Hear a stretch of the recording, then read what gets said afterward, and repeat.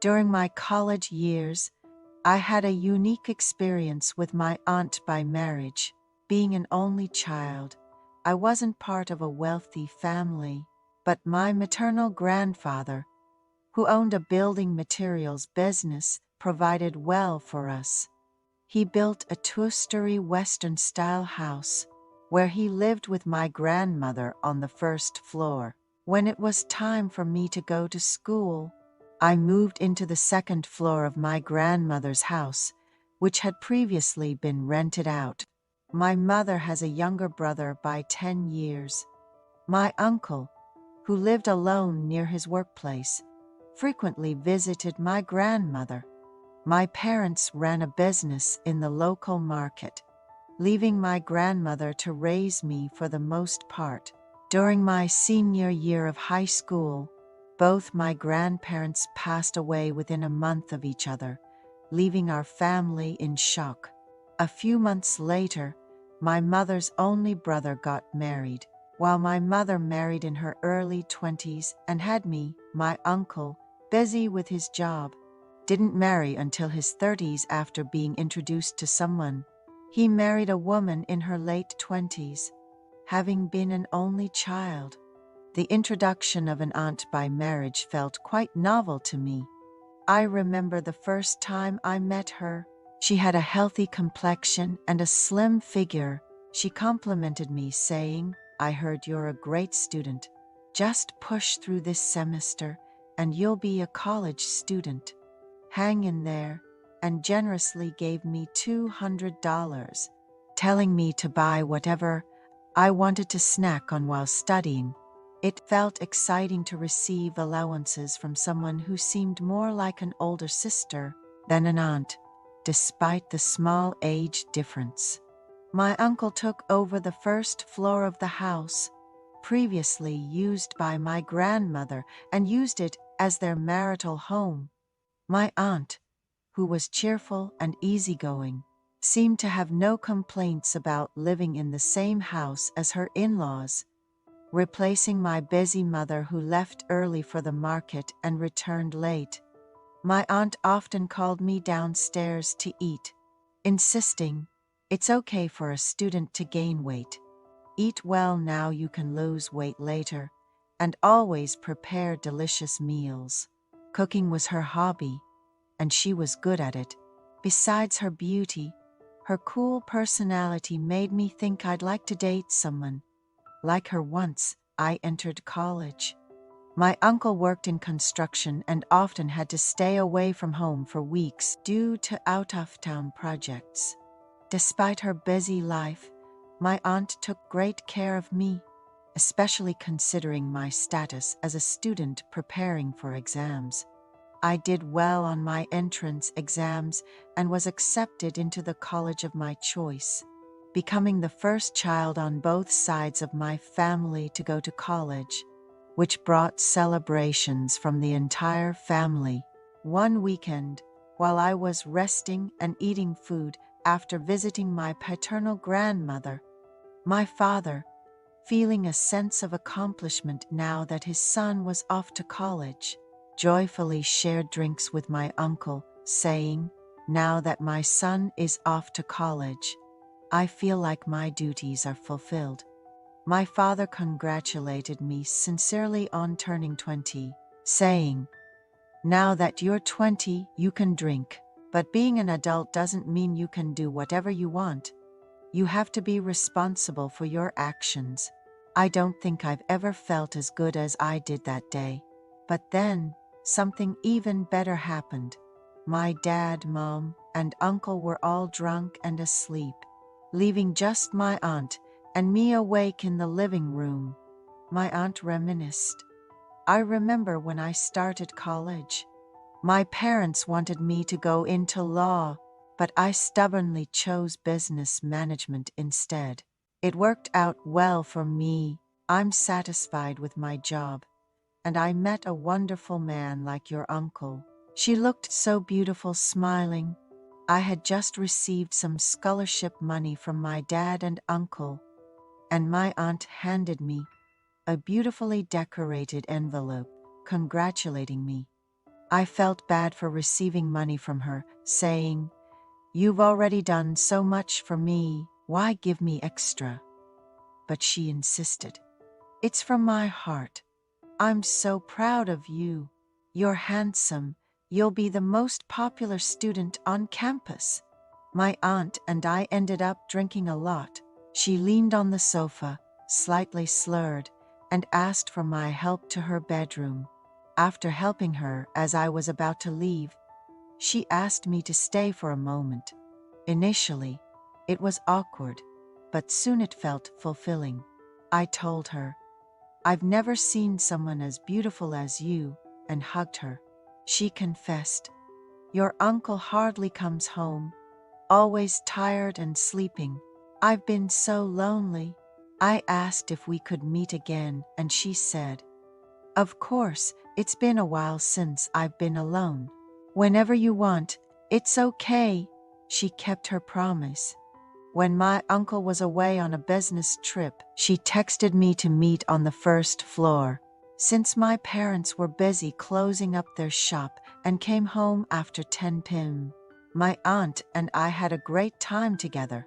We even cooked together in the kitchen. She mentioned how different it felt to spend time with a reliable nephew like me, rather than barely seeing her busy husband. On days they met, the aunt would buy meat on her way home from work, and they'd grill it together, enjoying each other's company. She shared that she had become pregnant after a rare occasion with her husband, who was often away for work, leading them to visit the OBGYN together. Despite losing weight due to morning sickness, the aunt's beauty shone through.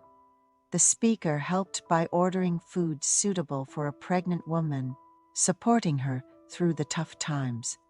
After a healthy birth, the new baby held a special significance for the speaker, who had grown up alone. They frequently visited the aunt and baby, taking on errands in the uncle's absence. Post-pregnancy, the aunt gained weight but saw beauty in her changed appearance, as did the speaker. They found moments to alleviate the aunt's loneliness, deeply enriching their early 20s. Now married with 3 children, the speaker fondly recalls these memories, often bursting into laughter at the thought of the aunt. Tone shifted abruptly. She dropped her voice to a whisper, barely audible over the hum of the air conditioner. That was unusual. Normally, she didn't care if I overheard her conversations. This time, though, it was like she didn't want me knowing what she was saying. I crossed my arms and waited, but she seemed in no rush to hang up. I'm not one to pry, so I left her to it and went to the kitchen to grab a drink, but the whole thing didn't sit right with me.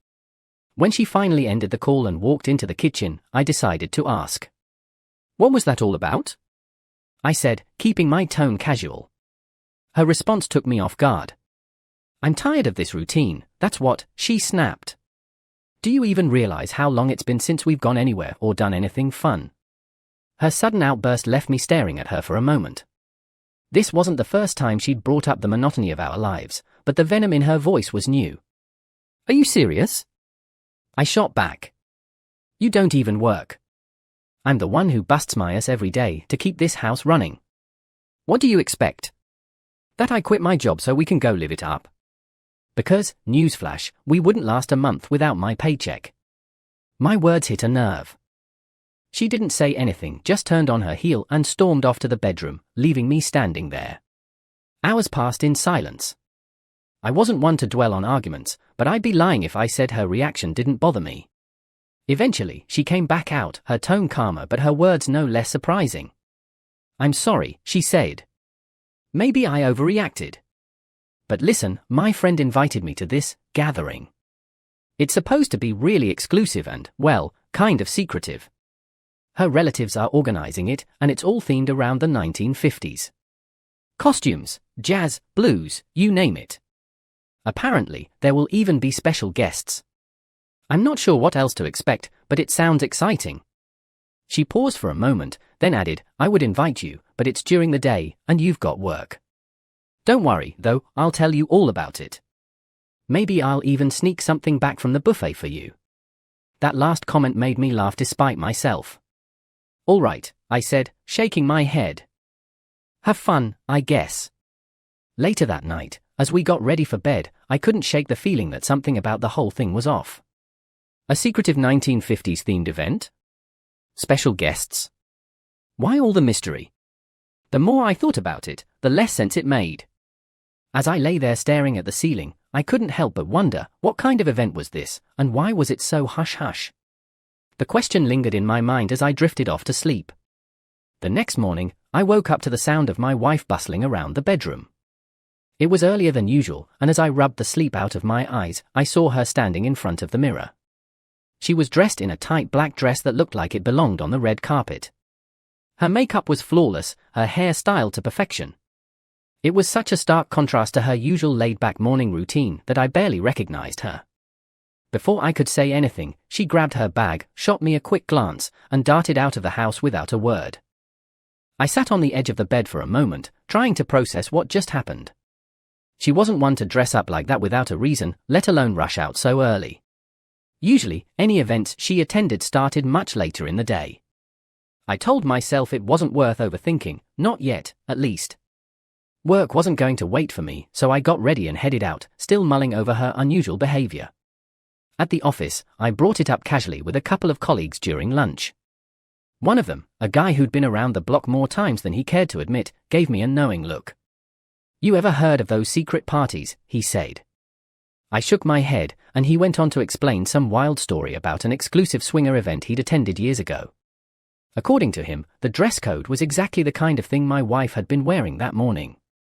"If I were you," he said, leaning in, "I'd think twice about what's really going on."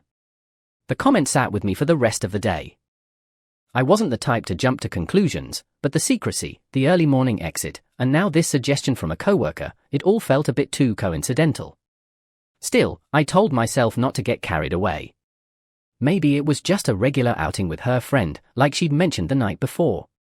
But the thought of what else it could be lingered in the back of my mind, gnawing at me. When work finally wrapped up, I drove home, half expecting some kind of explanation or at least a sign of normalcy. Instead, I walked into the house and found her sprawled out on the couch, clutching a half-empty bottle of what looked like expensive whiskey. She was completely out of it, her dress slightly rumpled, her makeup smudged. The sight of her like that stopped me in my tracks. My chest tightened, and a flood of thoughts raced through my head. I stood there for a minute, staring at her, trying to make sense of what I was seeing. The alcohol, the state she was in, the silence, it all pointed to something I didn't want to acknowledge. My mind jumped to the worst possible conclusion: she had cheated on me. The idea was like a punch to the gut, but I wasn't about to start making accusations without proof. I needed answers, and the only place I knew to start was her phone. Carefully, I reached for it where it sat on the coffee table. Unlocking it, I braced myself for what I might find. Messages, photos, call logs, anything that could confirm or deny my growing suspicions. But to my surprise, there was nothing. No strange messages, no unusual contacts, no evidence of anything out of the ordinary. It was almost too clean, which only made me more uneasy. I set the phone down and turned my attention back to her. She was still out cold, the bottle now slipping from her hand. Whatever had happened, I wasn't going to get answers tonight. I gently took the bottle from her, set it aside, and lifted her into my arms. She stirred slightly but didn't wake as I carried her to the bedroom and laid her down. As I pulled the blanket over her, I resolved to get to the bottom of it in the morning. Tomorrow was a day off, and I wasn't going to let this go unanswered. For now, though, all I could do was wait and hope that whatever explanation she had would make sense of this whole mess. The next morning, I was jolted awake by the sound of my wife's voice. She stood by the bed, shaking my shoulder. Before I even fully opened my eyes, I was hit with a wave of irritation. Who wakes someone up like that after a night like the one she had? I sat up and looked at her, still groggy but already brimming with questions. But before I could say anything, my frustration boiled over. "Who were you with last night?" I demanded, my voice louder than I intended. She stared at me like I had just grown a second head. "Are you serious?" she said. "I was with you. I came home, and you put me to bed. Did you hit your head or something?" Her calm response only made me angrier. You left early in the morning, dressed to the nines, and came back drunk with a bottle of whiskey, I shot back. Don't play dumb with me. I know what happens at those kinds of events. Her face twisted in confusion and then annoyance. What events? What are you even talking about? She asked, crossing her arms. You sound ridiculous. Who's been filling your head with this nonsense? I wasn't about to back down. One of my colleagues told me, I said. He knows about these secret parties. I'm not blind, and I'm not stupid. She let out an exasperated sigh and rolled her eyes. Your colleague is an idiot, she said flatly. And so are you if you actually believe him. Before I could retort, she pulled out her phone. You want proof? Fine, she said, her fingers flying over the screen. My friend's about to send me the pictures from last night. Give it 10 minutes and you'll see exactly what we were up to. Her confidence threw me off, but I stayed silent, watching as she texted her friend. She put the phone down and crossed her arms again, staring at me like she was daring me to say something else. Sure enough, a few minutes later, her phone buzzed. She opened the message and handed it to me. The screen was filled with photos and videos of her and her friend at what appeared to be a very upscale restaurant. The images showed nothing suspicious, just them smiling for the camera, surrounded by plates of gourmet food and glasses of wine. The videos captured a live jazz performance, complete with a full band and dim, atmospheric lighting. There was nothing incriminating about any of it. See, she said, her tone sharp. This is what I was doing. Eating, drinking, and listening to music. No secret parties, no swinging, none of that garbage your colleague fed you. Feel stupid yet? I handed her phone back, my jaw clenched. She might have been telling the truth about the photos, but I wasn't ready to let it go just yet. Fine, I said. But what were you doing there, really? You don't even like jazz. She rolled her eyes again and sat down on the edge of the bed. I told you, she said. I went to support my friend. She's the one who got the invitation, not me. I barely talked to anyone there. Honestly, most of the night was her chatting with some older guy who turned out to be related to the people hosting the event. Her next words caught me off guard. Actually, that guy mentioned something about a job for me, she said. Apparently, he's looking for someone with my charisma. It sounds interesting, but I don't know much yet. He invited both of us to dinner next weekend to talk about it. I made it very clear I have a husband, and he said that's even better. I leaned back, trying to process everything she had just said. A job? With some older guy she barely knew? And now he wanted to meet us both? Something about it didn't sit right with me. As she got up to leave the room, I made a mental note. Whoever this guy was, I was going to figure him out. No way was I letting this slide without knowing exactly what he wanted with my wife. The days leading up to the weekend were more of the same. My wife was glued to her phone, chatting endlessly with her friend. Every time I tried to press her for details, she would just brush me off with a vague response or tell me I'd find out soon enough. Once, I even called her friend directly, hoping to get some clarity, but she laughed and said, "You'll see when you get there." It was maddening. Meanwhile, my wife spent her evenings trying on different outfits. Dresses, heels, accessories, our bedroom turned into her personal dressing room. She didn't share much with me about her plans, and I was left to watch the show with growing curiosity and irritation. Finally, the day arrived. We drove together to the restaurant, an upscale place with valet parking and chandeliers visible through the windows. As we stepped inside, I couldn't help but feel slightly out of place, even in my best suit. My wife, on the other hand, looked like she belonged there, her outfit perfectly chosen for the occasion. Across the room, her friend waved enthusiastically, guiding us to a table where an older man was already seated. He stood up as we approached, smiling warmly, and shook my hand firmly. "Good evening," he said. "Thank you for coming. I understand how this might look, especially to you," he added, addressing me directly. That piqued my interest immediately. What exactly was this meeting about, and why was he so quick to acknowledge my presence? I took a seat, keeping my guard up as the man continued. He introduced himself as the owner of a company that organizes auctions, but not the kind I had initially imagined. "Let me explain," he said. Years ago, your wife's friend's parents helped me during a very difficult time in my life. Since then, I've considered her almost like a daughter. When I met your wife, I couldn't help but notice her presence. She has the perfect demeanor and appearance for what we do. Our auctions are elegant affairs, and having the right person to present the lots is crucial. Your wife, I believe, would be an excellent fit. His words were carefully chosen, and while they seemed complimentary, I couldn't shake the feeling that there was more to the story. I glanced at my wife, who listened intently, her expression a mix of curiosity and intrigue. The man continued, "These aren't the fast-talking, high-pressure auctions you might be imagining. Everything is conducted at a relaxed pace, with a focus on style and sophistication. It's less about speed and more about creating an atmosphere. I assure you, it's straightforward work, and I personally guarantee her safety and well-being." The more he spoke, the more I found myself softening to the idea. It didn't sound as shady as I'd initially feared, though I still had questions. For now, I held my tongue and let the conversation unfold. My wife thanked him for the opportunity, and before long, the dinner wrapped up. As we were getting ready to leave, he added, "Your first day will be Monday. There's a special auction coming up, and I'd like you to be the one to handle it. Just remember, the items being auctioned are confidential, so discretion is key." My wife agreed without hesitation, promising to keep everything under wraps. On the drive home, she seemed excited, talking about how interesting the evening had been. "I'm really looking forward to seeing what this is all about," she said. The secrecy makes it even more intriguing. Her enthusiasm was almost contagious, but I couldn't ignore the nagging thoughts in the back of my mind. "You'll tell me what's going on, right?" I asked. She hesitated for a moment before replying, "Of course, but only what I'm allowed to. I don't want to risk losing the job before I even start. Still, if there's anything I can share, I will."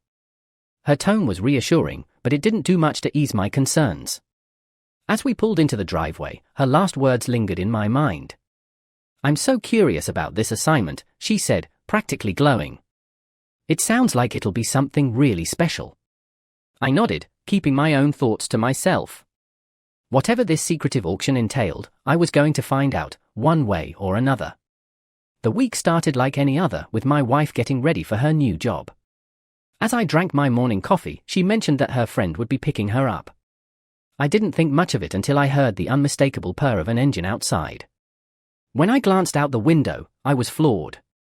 Her friend pulled up in a sleek, black Mercedes that looked like it cost more than our house.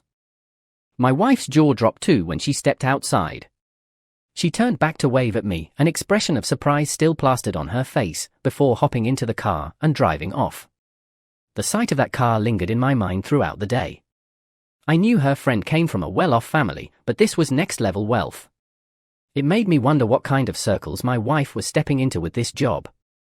Still, I reminded myself not to jump to conclusions. She seemed genuinely excited about the work, and I had no reason yet to doubt her intentions.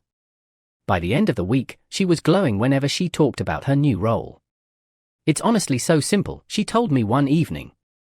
"I just present the items, announce the bids, and smile. That's it. Everyone's so professional and respectful. It's almost too easy."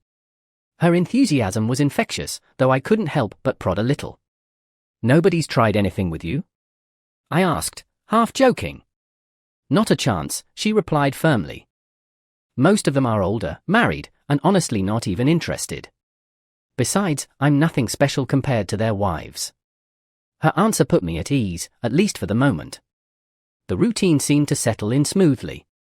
Every morning, her friend arrived in that Mercedes to pick her up, and every evening, she returned home with stories about the day. Nothing out of the ordinary happened, which was both a relief and a source of mild curiosity. I'd expected more drama, given the secretive nature of the job, but it all seemed above board so far. Then, midway through dinner one evening, my phone buzzed. It was my boss, and the tone of the call immediately shifted my mood. "We've got a series of business trips coming up," he said, "and your presence is absolutely essential. These won't be back-to-back, but you'll be traveling on and off for the next few weeks." Before I could respond, he hung up, leaving me staring at the phone in disbelief. My wife noticed my expression right away. "What's wrong?" she asked, concern flashing across her face. I explained the situation, frustrated by the abruptness of it all. So, I'll be gone for stretches of time, starting next Monday, I said, setting the phone down. That's just how it is, apparently. She nodded, her face softening. It's okay, she said. We'll manage. Besides, some time apart might be good for us. We'll miss each other, and it'll make the time we do have together even better. Her calm response surprised me, but before I could dwell on it, she added something that piqued my curiosity. Actually, it's probably for the best, she said with a sly smile. I've got something big coming up at work. It's a surprise, but trust me, it's going to blow your mind when I tell you about it. You won't believe it. I raised an eyebrow, intrigued despite myself. What kind of surprise? I asked. She shook her head, laughing. Nice try, but you'll have to wait. Just focus on your trips, and when you're back, I'll fill you in on everything. I promise it'll be worth the wait. Her words left me both curious and cautious. Whatever this big thing was, it seemed important to her, and I wasn't going to push her for answers before she was ready. Still, as the days ticked by and my departure loomed closer, I couldn't help but wonder what exactly she had gotten herself into. The week-long business trip dragged on, each day feeling longer than the last. I kept in touch with my wife during the evenings, but our conversations were frustratingly vague. She seemed cheerful enough, but when I brought up the secret event she had mentioned before I left, she shut it down immediately.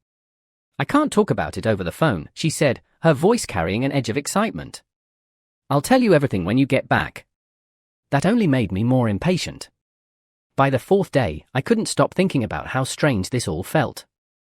Between her cryptic hints and the secrecy surrounding her job, my life was beginning to feel like some kind of low-budget spy movie. I resolved to get to the bottom of it as soon as I got home.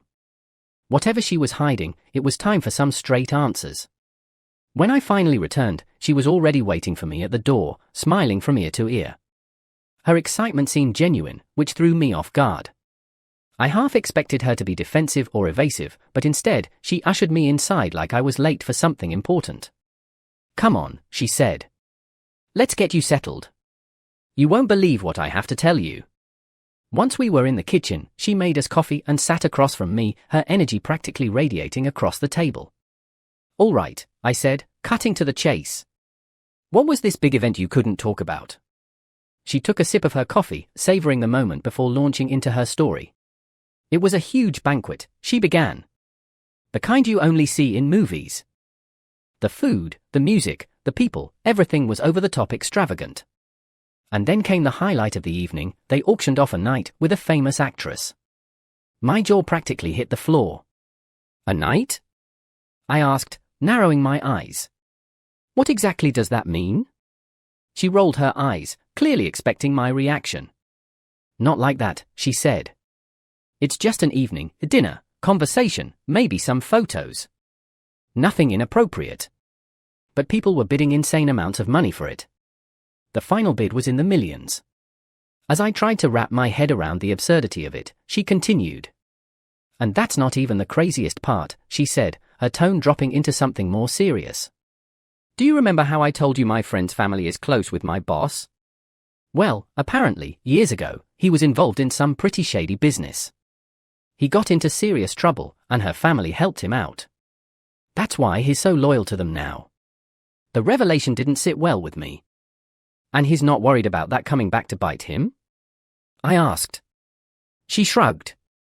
Honestly, I think he's beyond caring. He's got so much money and influence now that it probably doesn't matter. People like him always seem to find a way to stay untouchable. Before I could respond, she leaned forward, her excitement returning. Speaking of events, she said, do you have a day off coming up? My friend invited us to dinner. It's a small gathering, but I've been looking forward to it for ages.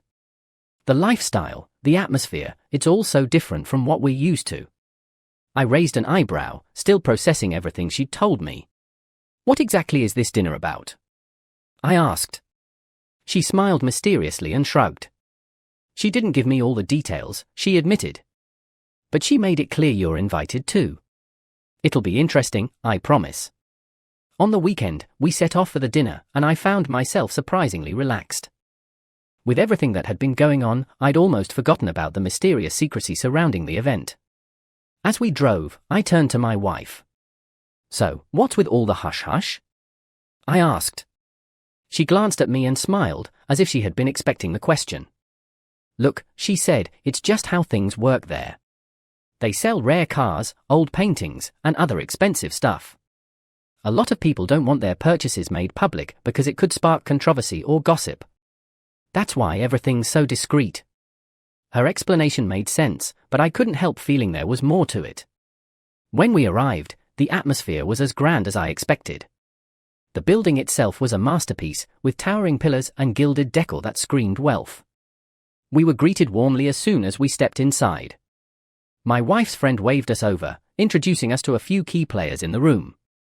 Everything seemed normal at first, though the level of extravagance was slightly overwhelming. Later in the evening, an older man approached us with a younger guy by his side. The older man was polite and charming, introducing himself as the host. His son, however, was an entirely different story. The kid, and I do mean kid, had the kind of smug face you'd expect to see on someone who'd never been told no in his life. He carried himself like the world owed him everything, and his eyes immediately wandered where they shouldn't have, my wife's chest. I held my tongue for as long as I could, but by the third time I caught him staring, I had enough. "Eyes up here, buddy," I said sharply. The older man's smile faltered for a moment, but then he chuckled and gave his son a swift smack on the back of the head. "Where are your manners?" he said, clearly embarrassed. "This man is your guest. Show some respect." He turned to me, extending his hand. "I like your directness," he said. "It's refreshing." I shook his hand, nodding in appreciation. It wasn't every day someone backed me up like that. The son, however, wasn't done. He muttered something under his breath about meeting me again soon. It wasn't a threat, exactly, but it was odd enough to stick in my mind. I brushed it off for the moment and turned my attention back to the older man, who was now praising my wife. "She's a natural," he said. "Her work has brought in more money than I'd expected. You should be proud." I nodded, trying not to let my skepticism show. I was proud of her, sure, but I still had questions about this whole setup. As the evening progressed, the older man mentioned an upcoming auction, something much larger than the usual events. "You'll want to congratulate your wife," he said. "She's been instrumental in its planning. With her help, it's shaping up to be one of our most successful events yet." Then, almost as an afterthought, he added, "She's told me about your work trips. It's unfortunate you have to be away so often, but perhaps we can find a way to involve you in the future." The comment struck me as odd, but I just thanked him politely and moved on. Throughout the rest of the evening, I couldn't shake the feeling that the younger guy was still watching us. Sure enough, I spotted him in the corner, showing off photos of his new red Jaguar to a small group of people. He seemed to be soaking up their admiration, but his eyes would occasionally dart back to us. It was unsettling, but I decided not to make a scene. By the time we left, the night felt like a blur of luxury and strange encounters. On the drive home, my wife's mood was light, and she seemed genuinely pleased with how the evening had gone. I nodded along as she talked about the auction and her plans for the next week, but my mind kept circling back to one thing, the younger guy's parting words. "We'll meet again," he'd said. Was it a casual remark or something more? Either way, it left me uneasy.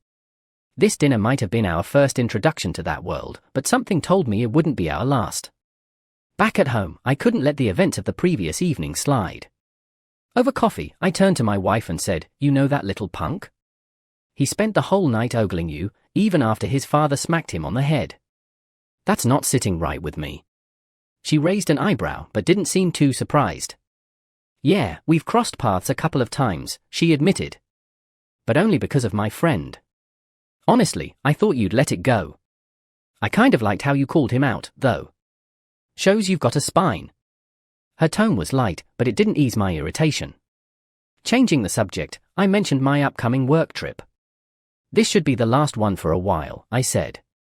She sighed and nodded. "That's too bad," she replied. "I was hoping we'd get more time together. Especially since my big vacation is coming up soon. A lot of those people from the auction world are coming back into town for the season, and there's going to be a grand event. That's the secret one I told you about." Her excitement was clear, but all I could focus on was the timing. It felt like too much was happening while I'd be away. Once the trip started, the days felt routine at first. I stayed in touch with her, but our calls were brief and centered around mundane updates.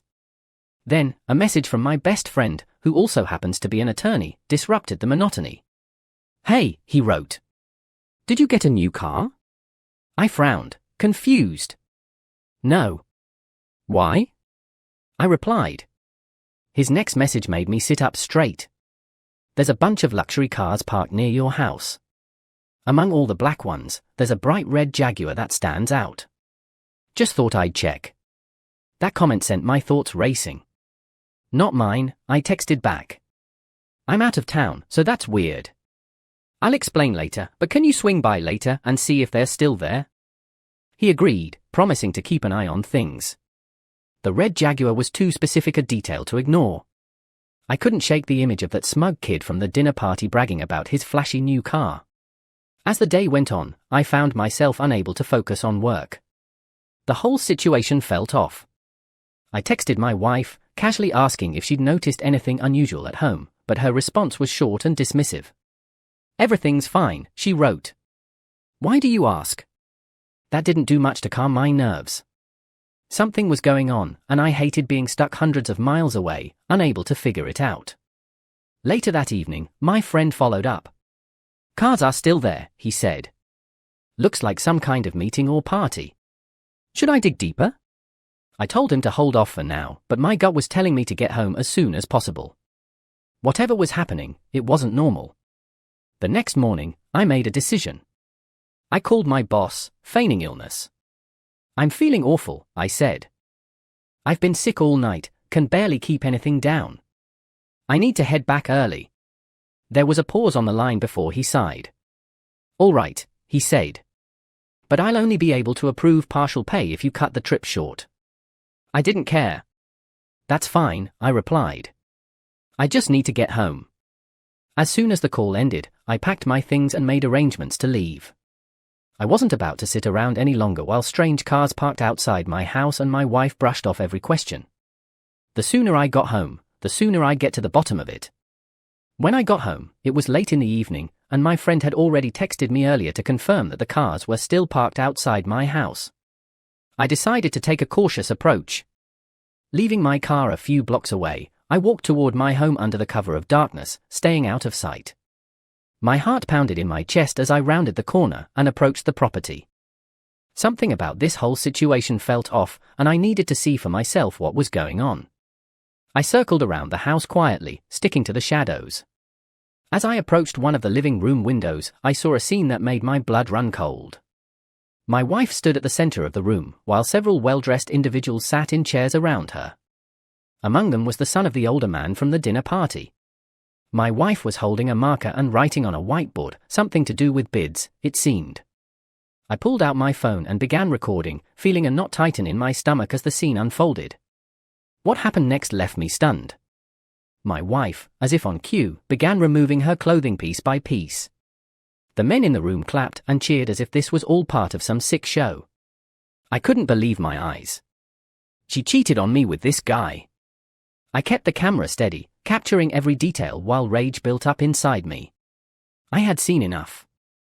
Whatever excuses she might have had, this was beyond anything I could tolerate. After the guests had their fill, they began leaving one by one. Soon, only the son of the older man and my wife were left in the room.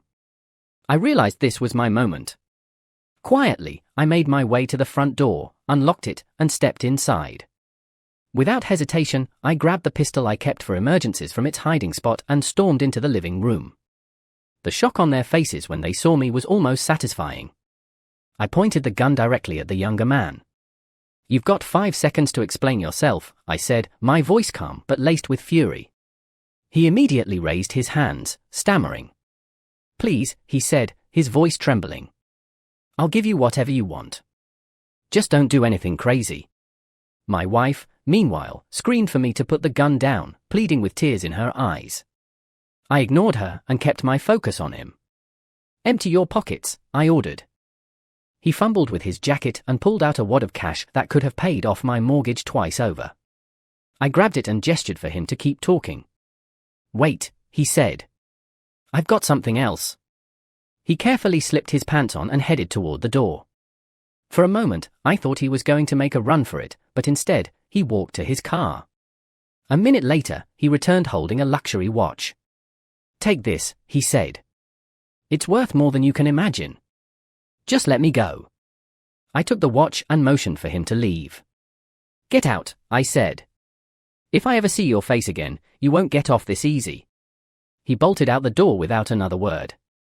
My wife tried to speak, but I held up a hand to stop her. "Not a word," I said. "I'll deal with you later." With the money and watch in hand, I left the house and drove to my parents' place. I needed time to think, away from her and all the chaos she'd brought into my life. I wasn't sure what my next move would be, but one thing was certain: I had a plan, and it would ensure that neither she nor anyone else involved in this mess would ever cross me again. When I returned home, I didn't waste any time. My wife was waiting, trying to act as though nothing had happened, but I wasn't interested in playing along. From now on, I told her firmly, this marriage happens on my terms. If you want to stay, you'll follow my rules. No questions, no negotiations. She looked startled but nodded, likely thinking I was just blowing off steam. She didn't realize I had already made up my mind. Later that evening, I called my best friend. "I need the number of a good divorce lawyer," I told him. He hesitated for a moment before giving it to me. "Are you sure about this?" he asked. "Completely," I replied. "But I don't want her to know yet. This needs to stay under wraps until I've got everything in place." He agreed, and I wasted no time contacting the lawyer and starting the process. For the next few weeks, I acted as though everything was fine. Meanwhile, I was working behind the scenes to secure my freedom. I gathered the necessary paperwork, set up meetings with the attorney, and prepared the evidence I had recorded. The video from that night was my trump card, and I knew exactly how I was going to use it. Once everything was ready, I released the footage anonymously to multiple media outlets. The fallout was immediate and explosive. The video went viral within hours, sparking outrage and widespread curiosity. Journalists dug into the people involved, and it wasn't long before the spotlight turned on the young man's father. With paparazzi now following his every move, skeletons from his past began surfacing: tax evasion, shady business deals, and more. His reputation crumbled overnight. As for my wife, the scandal hit her harder than I expected. Her employer didn't hesitate to cut ties, citing the negative attention as a liability. She was devastated, alternating between anger and desperation as she tried to figure out her next move. At first, she didn't suspect I had anything to do with it. But as days passed, I noticed her looking at me differently, as though she was starting to put the pieces together. One evening, she broke down completely, crying about how everything was falling apart. "I've lost my job," she sobbed. "I don't know what to do." Her tears didn't move me. Instead, I responded with a cold smile. "What a shame," I said. "Don't worry, though. I've got a surprise for you tomorrow. You're going to love it." She looked at me with a mixture of hope and confusion. "What kind of surprise?" she asked, wiping her eyes. "You'll see," I replied, keeping my tone light. Inside, though, I was already planning my next move. The divorce papers were ready, and tomorrow, I'd hand them to her along with a reality check she wouldn't forget. As I watched her retreat to the bedroom, I felt a strange sense of closure beginning to settle in. This wasn't just about ending the marriage, it was about reclaiming control of my life. Tomorrow would mark the start of something new, and I was more than ready for it. The call from the lawyer came early in the morning. "The divorce papers are finalized," he said. "You can hand them to her whenever you're ready." I thanked him and hung up, feeling a mixture of relief and anticipation. This was the moment I had been waiting for. That evening, I walked into the house with a wrap box in hand, determined to see this through. When I presented the box to her, she looked at me with a confused smile. "What's this?" she asked, shaking it lightly. "Open it and see," I said, my expression giving nothing away. As soon as she lifted the lid and saw the documents inside, her face twisted in shock. "What is this?" she screamed. "You can't be serious. You're divorcing me? After everything we've been through?" Her anger quickly turned to hysteria. She threw the box across the room and began shouting, calling me every name under the sun. "You're a monster," she cried. "How could you do this to me?" I stayed calm, watching her meltdown with a sense of detachment. Go sell yourself at those auctions you love so much, I said coldly. I'm done.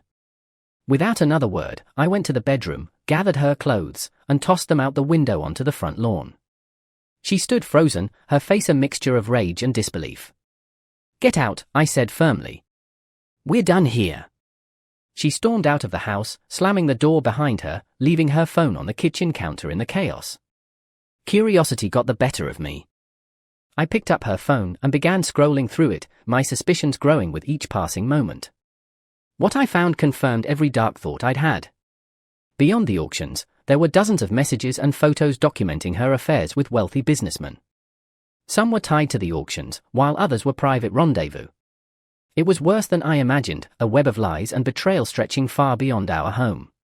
Realizing the potential impact, I decided to leak the information anonymously.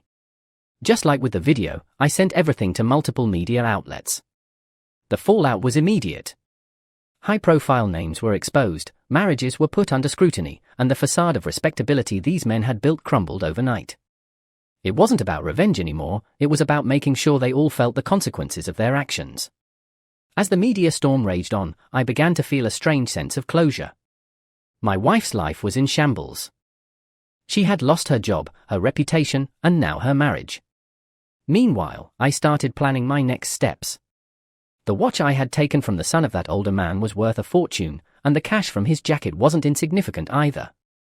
Together, it was enough to cover my legal fees and fund a fresh start. Sitting in the quiet of my now empty house, I couldn't help but reflect on everything that had happened. The betrayal, the lies, the chaos, it was all behind me now, or at least that's what I told myself. With the divorce papers filed and the media frenzy taking care of the rest, I was finally free to move on. But as I glanced at the watch on the table and thought about the storm I'd unleashed, one thing was clear: this wasn't the end of the story. Not yet. The divorce was finalized without any complications. Since my wife hadn't worked a single day during our marriage and the house and assets were in my name, she walked away with nothing. Legally and financially, it was as clean a break as I could have hoped for. The scandal surrounding her involvement in the auctions and affairs had left her reputation in ruins, closing any potential doors she might have turned to for support. Her world, once so glamorous, was now completely inaccessible to her. With the settlement behind me, I decided to start fresh. The watch I'd taken from that smug kid turned out to be worth a small fortune, and the cash I'd recovered was more than enough to cover the legal fees. I put the house up for sale and used the proceeds to fund my move to a quieter city closer to my parents. It was a deliberate decision, a way to distance myself from the chaos and start rebuilding my life in a place that felt more grounded. The process of selling the house and relocating wasn't without its challenges, but it was a relief to leave behind the memories of everything that had happened there. I bought a modest but comfortable home in my new city, one that felt like it belonged to a different chapter of my life. The first night there, sitting in the quiet, I finally felt a sense of peace that had been missing for far too long. A few weeks after the move, my ex-wife called me. Her tone was desperate, pleading for another chance. "We can fix this," she said. "I've changed. I'll do anything to make it right." I listened silently, letting her words hang in the air before ending the call without responding. There was nothing left to say. Her apologies couldn't erase what she had done, and I had no interest in reopening old wounds. Instead, I focused on securing my future. The money I had left after the move wasn't going to last forever, so I decided to be smart about it. I reached out to an investment analyst, someone who could help me turn my remaining funds into a reliable source of passive income. It was a practical step, but one that felt empowering. For the first time in years, I was making decisions purely for myself, without the weight of someone else's betrayal hanging over me. The investments began to pay off slowly but steadily, giving me a financial cushion that allowed me to breathe easier. It wasn't about becoming wealthy, it was about stability and the freedom to live on my own terms. I started spending more time with my parents, reconnecting with old friends, and rediscovering parts of myself that had been buried under years of stress and disappointment. As for the question that might be lingering in the minds of anyone following my story, why didn't I see it sooner? The answer is simple: I trusted her. That's what marriage is supposed to be, isn't it? A partnership built on trust. Looking back, there were signs, but I ignored them because I wanted to believe in what we had. It wasn't until the facade shattered completely that I could see things for what they were. Now, I live a quiet, stable life, far from the drama and deceit that once consumed me. Thanks to the investments and the careful planning I put into my new start, I don't have to worry about money or unexpected surprises. I've built a life that's entirely mine, free from the shadows of the past, and that's exactly how I intend to keep it.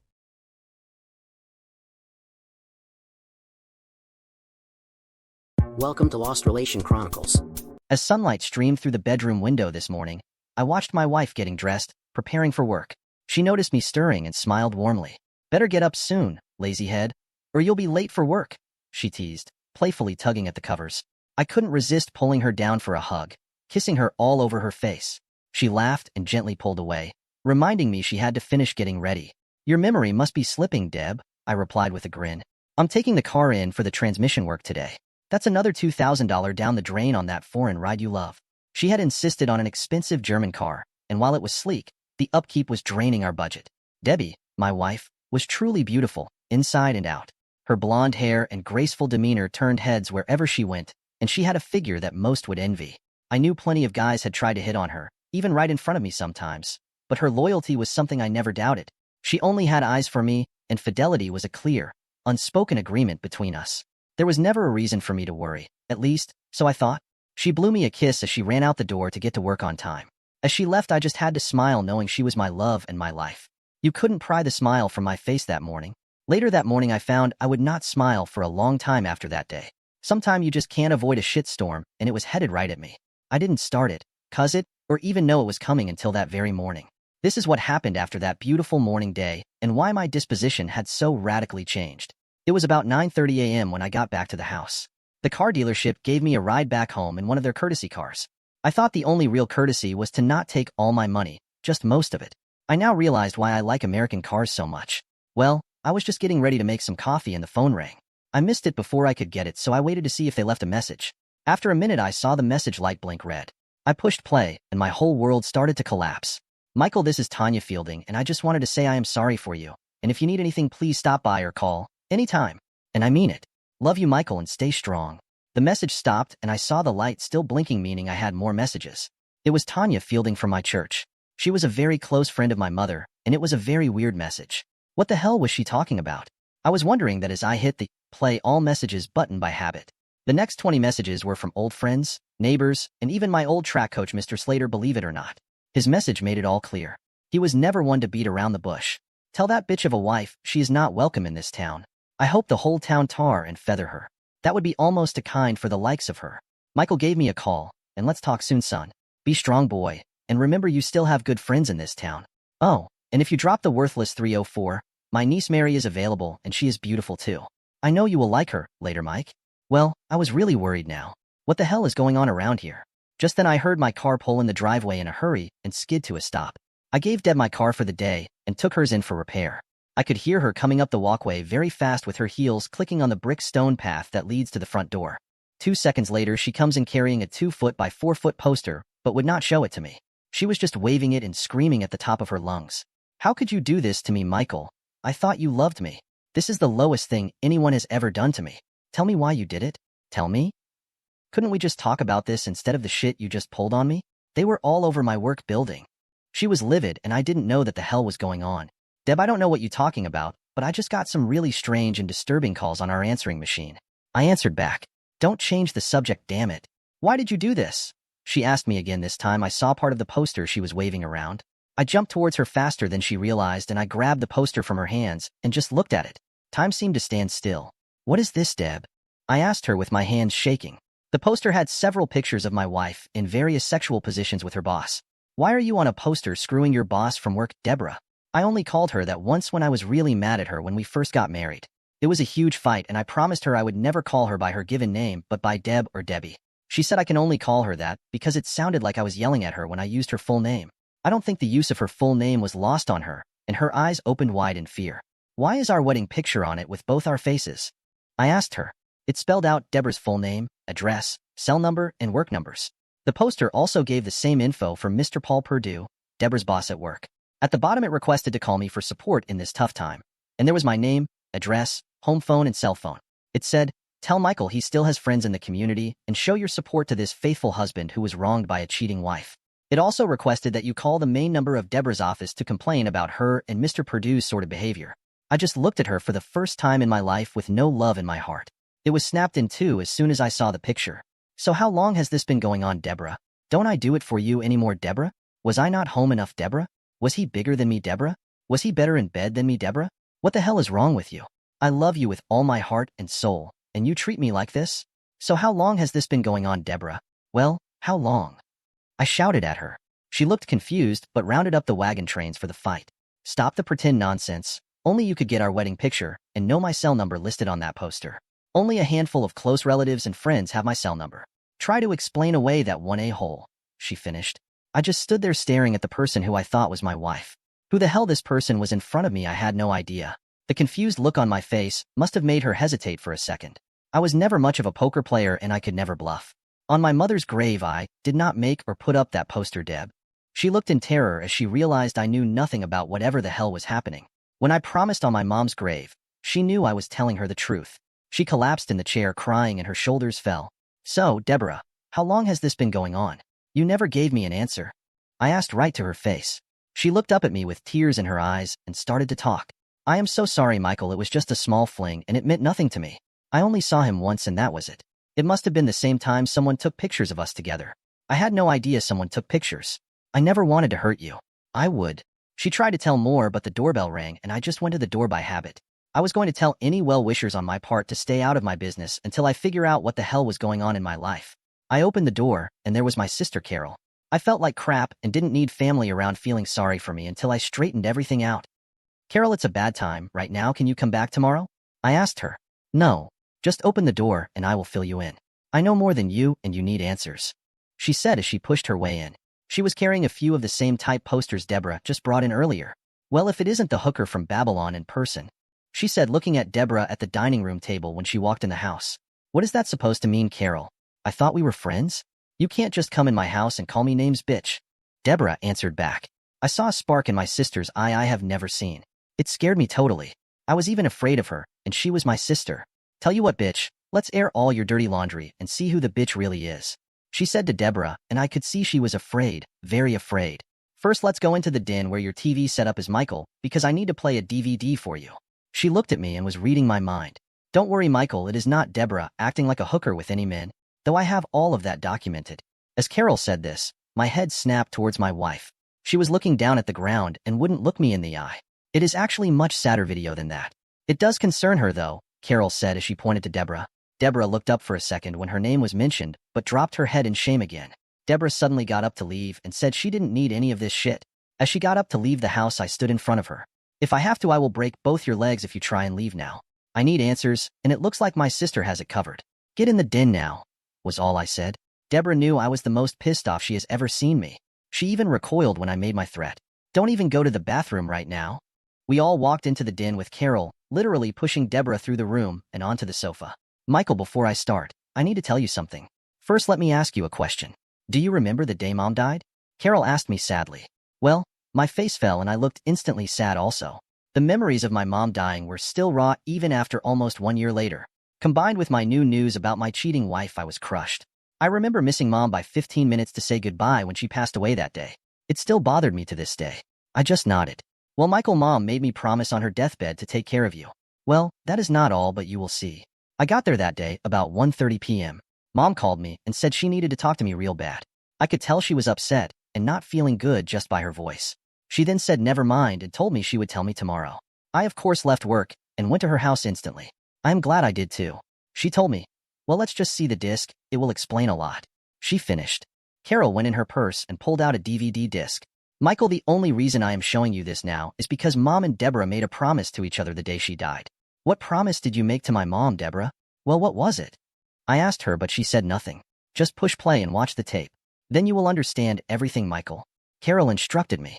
I did it, and the screen came alive with my mom's old bedroom. She was in bed with the covers pulled up, and she looked like hell. She was white as a ghost and sweating. Her eyes were all over the room, and she looked the saddest I ever saw her. Even sadder than when Dad passed away 6 years earlier from cancer. I saw the camera move and finally settle on the big dresser across from the bed. This angle let me look at the bed with my mom and Carol talking. This is what was said. Carol, you sure it is recording? I don't know much about all that electronic stuff, but this is important. Mom, it is fine. Just relax and try to stay calm, okay? Carol said, trying to get her to calm down. Now just tell me what is bothering you, and I will help. Well, I went to the new restaurant today, Danella's on 5th St. All the ladies from my card club wanted to go, so we broke the bank on our club kitty and went in first-class style. I was having a great time and needed to go to the bathroom. My medicine alert went off, and I needed to take my medication. It was a huge place, so I went walking around till I found the ladies' room. After I came out, I started to go back to my table to cut one of my heart pills, but something caught my eye. I did a double take to see if I was just seeing things, or it was real. There at another table was Debbie, Michael's Debbie, with another man. He was very tall with a mustache and an expensive suit. They were kissing, and he had his hand under her skirt. Well, she was all smiles and giggling while they played kissy face. I was just beside myself. I didn't know what to do. I knew Michael would be crushed if he found out. I lost all respect for Debbie right there and then. I walked up to the table to talk to her, but with every step I got more and more angry. By the time I reached their table, I did a terrible thing. She just let the word hang and Carol asked what she did. I slapped that bitch in the face as hard as I could.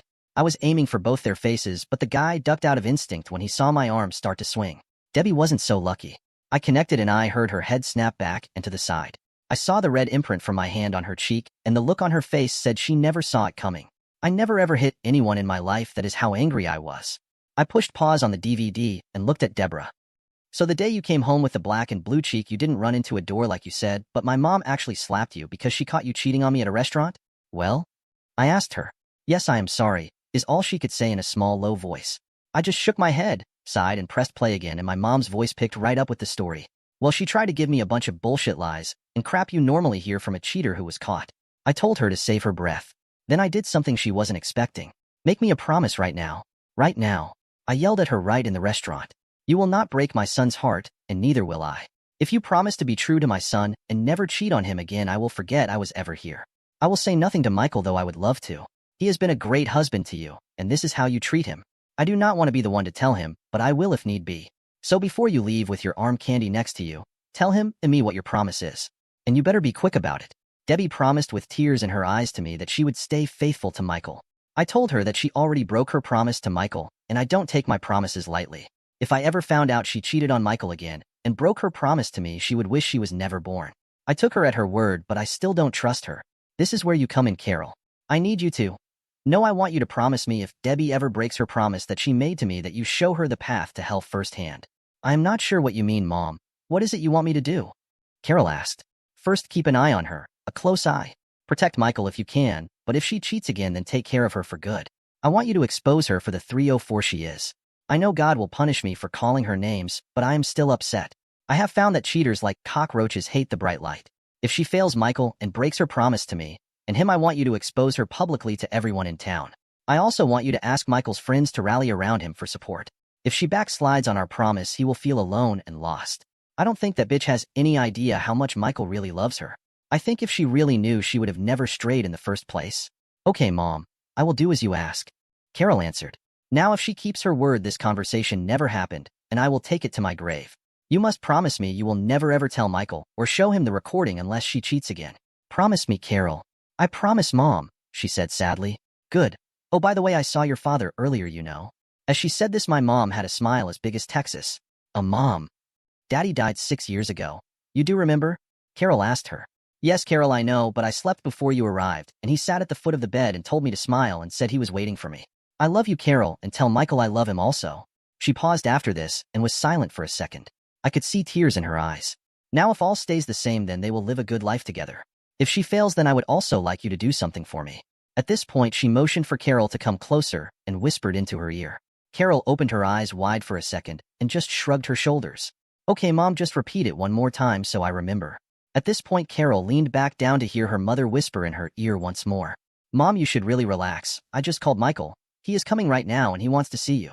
Carol told her mother as she straightened up. Carol, I am feeling very weak, honey. I just need to get some sleep. I want to dream of your father again. It makes me feel good. She ended weakly.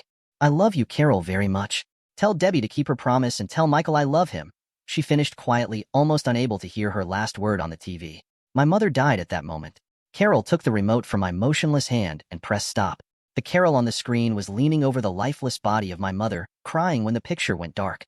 That was the scene when I arrived that day, and it brought back a flood of memories. I realized what the DVD meant and the promise Deborah broke to me and my mother. I rounded on her and grabbed her by the arms as she sat on the couch crying. Look at me. Look at me. I yelled to her face. She looked up between her hair and her crying eyes that said she was sorry or sorry she got caught. I wasn't sure. You broke a promise to Mom and me. I don't think you slept with Paul Perdue only once, did you? Well, don't look away. Answer me. Did you sleep with him again? I asked loudly.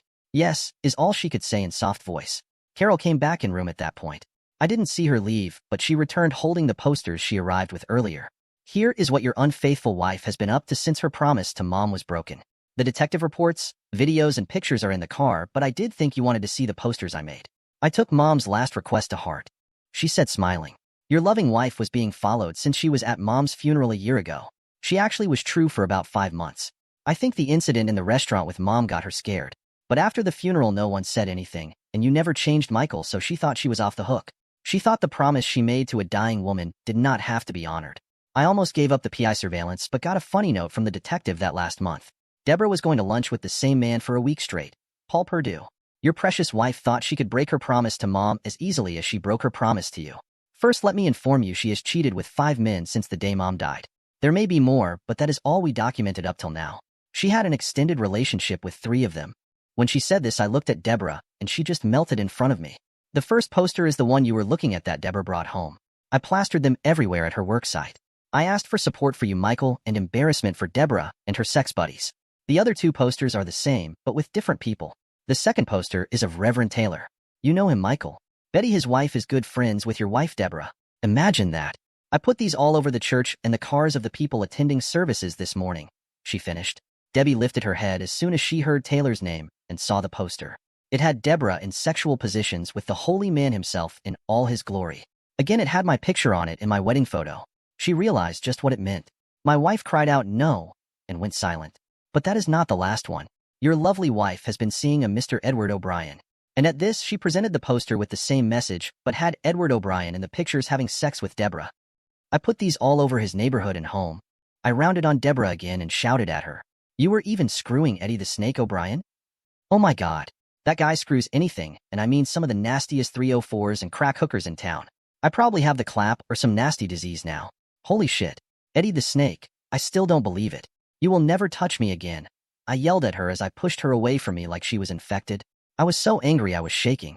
My sister pulled me up and pushed me in the direction of the front door. I just stood in the hallway waiting for Carol to tell me or direct me into action. I was numb. She went back to Deborah and addressed her. Okay, this is what is going to happen. Stand up and look at me. Carol ordered her. Deborah slowly stood up and tried to look at me in the doorway. Her legs were very shaky on her feet. I am sorry, Michael. I really am. I do love you. She went quiet as Carol gave her a look that would kill. Now you will pack a bag when I take Michael out for some fresh air. In an hour, I want you out of here. I don't care where you go or who you stay with. Check your boy toy stable and see if any of your studs' wives will take you in. Not likely. She finished to my wife. My mom wanted me to give you a message from her before we leave. She wanted to tell you something, and I want to be sure I get this right. She hesitated and recalled what Mom wanted her to say. Okay, here goes. If you had kept your promise to me, you and Michael would have a beautiful, healthy, and happy life together. No one would know what you did today in the restaurant. But since you lied and broke your promise, everything that happens to you has been brought on by yourself. You will have bad health, sadness, and be lonely for the rest of your life. That is my wish for you. With that, Carol wound up and swung her hand around towards Deborah's cheek. I heard the smack just after the hand hit her face. The slap knocked her back down on the couch again. That one is from my mother, bitch. Don't ever talk to me again. You may not have killed my mother, but you sure as hell drove in some of the coffin nails. Carol added as she turned and grabbed my hand and led me out the front door to her car. I knew life would never be the same. I should fill you in on what went on after that day when Deborah was exposed to the world. Almost 2 years later, I was sitting on my porch in a chair when a car came up my driveway. It was Mr. Slater, my old track coach. He was all smiles. He just heard the news and was beside himself. He got out of his car already talking. I just can't believe it. We are going to be related. I told you that day I called you about my niece Mary, and I was right, wasn't I? He asked me as I just smiled, and he shook my hand over and over. Tom, you were absolutely correct. Mary has been the best thing in my life since I met her. I never realized you were talking about the teenage girl in pigtails who brought you your water bottles at practice all those years ago. She is a beautiful woman now, and I am very lucky you introduced us. Thanks for looking after me, Tom. It really meant a lot to me and Carol. I finished as he started to tear up. He punched me in the arm and started to laugh. Look at me, Michael. I am about to cry like a little girl. I better get going and remember to take care of Mary. I know you will, son. See you later, and don't forget my wedding invitation in the first row. He finished as he jumped in his muscle car and drove off. I was doing all right. My mom was correct that I would feel all alone and by myself. The funny thing is Carol reminded me that was what Mom didn't want. Mom knew me well enough to know I needed a support system. She knows I always kept things inside all to myself. Well, at first, I didn't like everyone reminding me of my situation, but then I got it. My mom knew it also. The people were not prying into my life, but they wanted to make sure that I know they cared about me and my life. They were not digging up old wounds, but giving me support no matter how clumsy it may have seemed trying to do it. These great people in my town were behind me and supporting me. That feeling alone has made all the crap I went through with Deborah look tame. I could still walk around town with my head held high. Deborah didn't fare as well. We divorced as soon as I could. She never contested anything. I got a call from her dad on the West Coast last week filling me in on how she is doing. He still asks if we will ever get back together. She made a mistake. We are all human. She needs you badly. Anything he could think of to get us back as a couple. That was not going to happen. Deborah moved there after only a week in town. She literally became the poster child for cheating in my town. People nicknamed her Poster Girl up until she left town. No one would call her by Deb or Debbie, just Deborah. My sister made sure of that. She was treated like she had leprosy in the town. No one would help her, and I did feel sorry for her, but she brought it upon herself, and it was beyond my control now. She was fired that day. She came home with the poster along with Mr. Paul Perdue. His wife divorced him and took all his money and the kids. He was broke, and everyone in town hated him because of what he did. He left after 2 weeks. Reverend Taylor disappeared that day and left his wife Betty. Nice holy man, I thought. He was reportedly in New York and started another church, but some anonymous source informed the new church members of his past. He is now out of New York, and his location is unknown. Eddie the Snake O'Brien got it the worst. His wife's brothers had enough of Eddie playing around on their sister. When the poster went up around Eddie's house and neighborhood, they beat him up real bad. I didn't feel sorry in the least. He ruined a few marriages in his day. He left town the day he got out of the hospital, and no one seemed to care where he went. The curse my mother put on Deborah seemed to be holding. She was gaining a large amount of weight. She was drinking and taking prescription drugs for depression. She has high blood pressure, diabetes, and is always depressed. She has made no friends at her new location, didn't date anyone, and seems to be going steadily downhill. Her health and her mood were bad and getting worse. Her dad said she was slowly dying, and he could do nothing about it. She had no real friends to speak of. I still love her and always will. I just wish things turned out differently and Deborah had kept her promise. Dear listeners, please share your thoughts in the comments section below, and don't forget to like, share, and subscribe.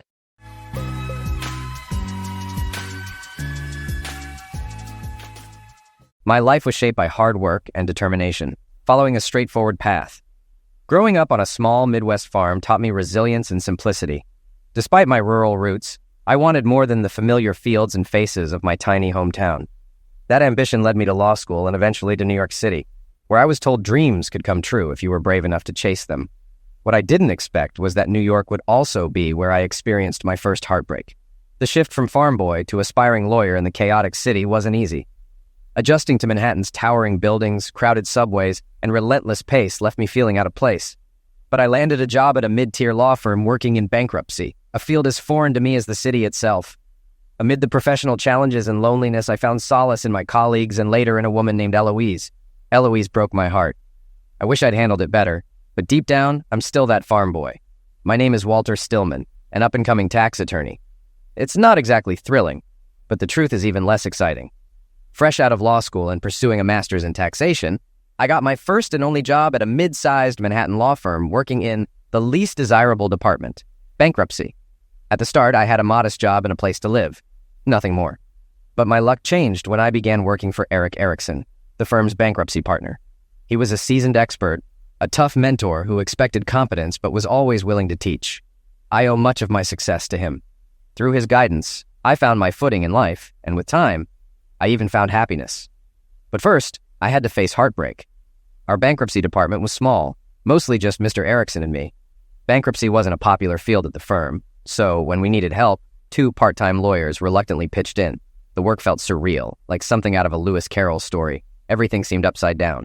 Of all my law school classmates, only Chuck Thompson ended up in New York too. Though we weren't close in school, our shared Midwestern background brought us together in the city. Chuck, now working for the Manhattan DA, had recently married and invited me to dinner at his apartment. When I arrived, I immediately noticed Eloise Schaffer, an incredibly attractive woman with that signature New York elegance. She had a sophisticated yet effortless look, as if her beauty was just natural. I had no idea why she ended up as my dinner partner that night. Eloise, with her dark hair and green eyes, seemed way out of my league. But apparently, Carol Thompson had other ideas. The evening turned into a delightful conversation. Eloise wasn't just beautiful. She was outgoing, confident, and engaging. At the end of the night, she asked me to take her home to Brooklyn. I thought we'd take a cab, but she insisted on the subway. She stayed close, asking me questions and genuinely listening, which made the ride exhilarating. At her door, she rewarded me with a fiery kiss that left no doubt about her interest. "Can I see you again?" I asked. After some effort, we found a time for our first official date. Afterward, she gave me a second, more reserved kiss and said goodnight. I left, stunned by my luck. 5 weeks and 4 dates later, I was heartbroken. The night before, Eloise told me she had plans with another man, Rodrigo Ruiz, the state labor commissioner. Tall, handsome, and successful, he seemed like the perfect match for someone like Eloise. I must have looked miserable because Mr. Erickson called me into his office. "So, Walt, what's wiped that Midwestern smile off your face?" he asked. "Sorry, it's personal. I don't want to burden anyone." But there was no point in hiding anything from Eric. Soon enough, he had the full story. He leaned back in his chair, folded his hands like he was praying, and rested his chin on his fingertips. "When I was young," Mr. Erickson began, "this city was still run by the Irish and Jews. It was fascinating to watch them, third and fourth generation Americans who still spoke with accents or used Yiddish expressions.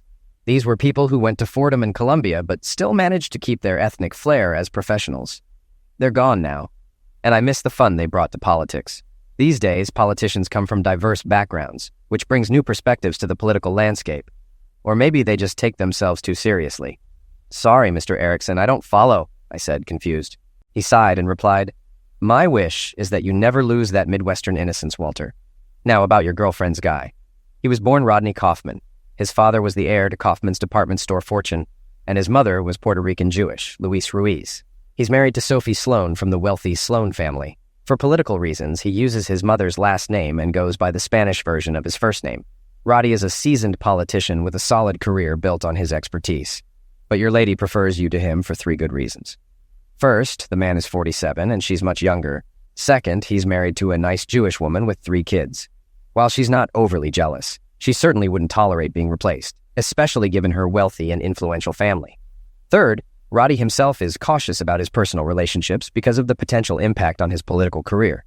"But what if she is seeing him?" I asked, feeling uneasy. Mr. Erickson frowned the way he did when someone asked a dumb question. "How old is this lady?" 29, I replied. "A 29-year-old woman with a ticking biological clock? And you're a suitable 26-year-old lawyer," he said, his tone sharp. "I think you're misjudging the situation. Roddy Boy's involvement is meant to push you forward. 4 dates with a 29-year-old single woman means things are getting serious, so either get serious or get lost." After that talk with my boss, I felt better, even encouraged. On our next date, I pushed the issue and was rewarded with a warm response. "If we're going to move forward, I need to know you're serious about this," she said, her voice firm. "I could ask the same of you," I replied. "Are you speaking generally?" she asked, narrowing her eyes. "Yes," I confirmed. "And about Roddy?" she pressed. "I've been seeing him for a few years," she admitted, "but he's not serious." "And I am serious," I said, thinking again how smart Erickson was. She took me to bed that night. I wasn't made, but I didn't have much experience. She had plenty and used all of it. I barely survived the night. I ended up moving into her apartment for a week, and soon enough, marriage was on the table. She began dropping hints as soon as I moved in. Eloise was 29 and working as an associate manager at Sanderson Financial Management. Shortly after our engagement, she became a vice president. I knew she was smart and careful, but I was surprised by how organized she was. It took just 6 weeks to plan the wedding. Family-wise, she was the oldest of 3 and the only daughter. Her father, a real estate lawyer, worked in Westchester and Putnam counties and was heavily involved in politics. That's why they rushed to plan a large wedding. Death had reduced my family to just me and my sister Nancy, who lived on the West Coast with her partner. She refused my invitation to the wedding. My career had settled into a comfortable routine, now doing less demanding work without Eric's guidance. He made it clear he was preparing me for the future. Bankruptcy was stagnant, and Eric didn't hide the fact that I needed to be ready for when things picked up, as he was planning to retire. "You have everything: intelligence, a likable personality. But you need to learn how to really work," he said, looking at me intently. In response, I focused on studying the laws and cases carefully. "Yes," he acknowledged, "but there are still some techniques that aren't written down yet." On the Friday before the wedding, I learned a new trick.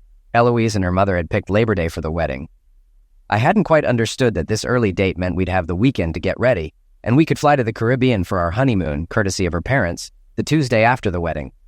Our bags were packed and waiting in the hallway, 3 for Eloise and 1 for me. I was nervous about the wedding, but I didn't have time to dwell on it that morning. The week before, my fiancée had gone to her family's home in Westchester, so we could have some time apart before the big day.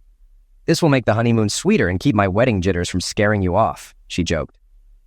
At 10 a.m. on that Friday, the last business day of August and 3 days before the wedding, I had a bankruptcy court hearing. It was for setting up the first day orders, a critical step in reorganization cases to establish the rules for how the debtor would proceed under court protection. For a small case like mine, these hearings were informal, with just a couple of lawyers and the judge. Usually, it was the bank's lawyer and the debtor's lawyer. Judge Marks, like me, stuck to the rules. That Friday, I walked into my office ready to grab the case file and head to court, but the clerk told me the judge's secretary had scheduled a phone hearing instead.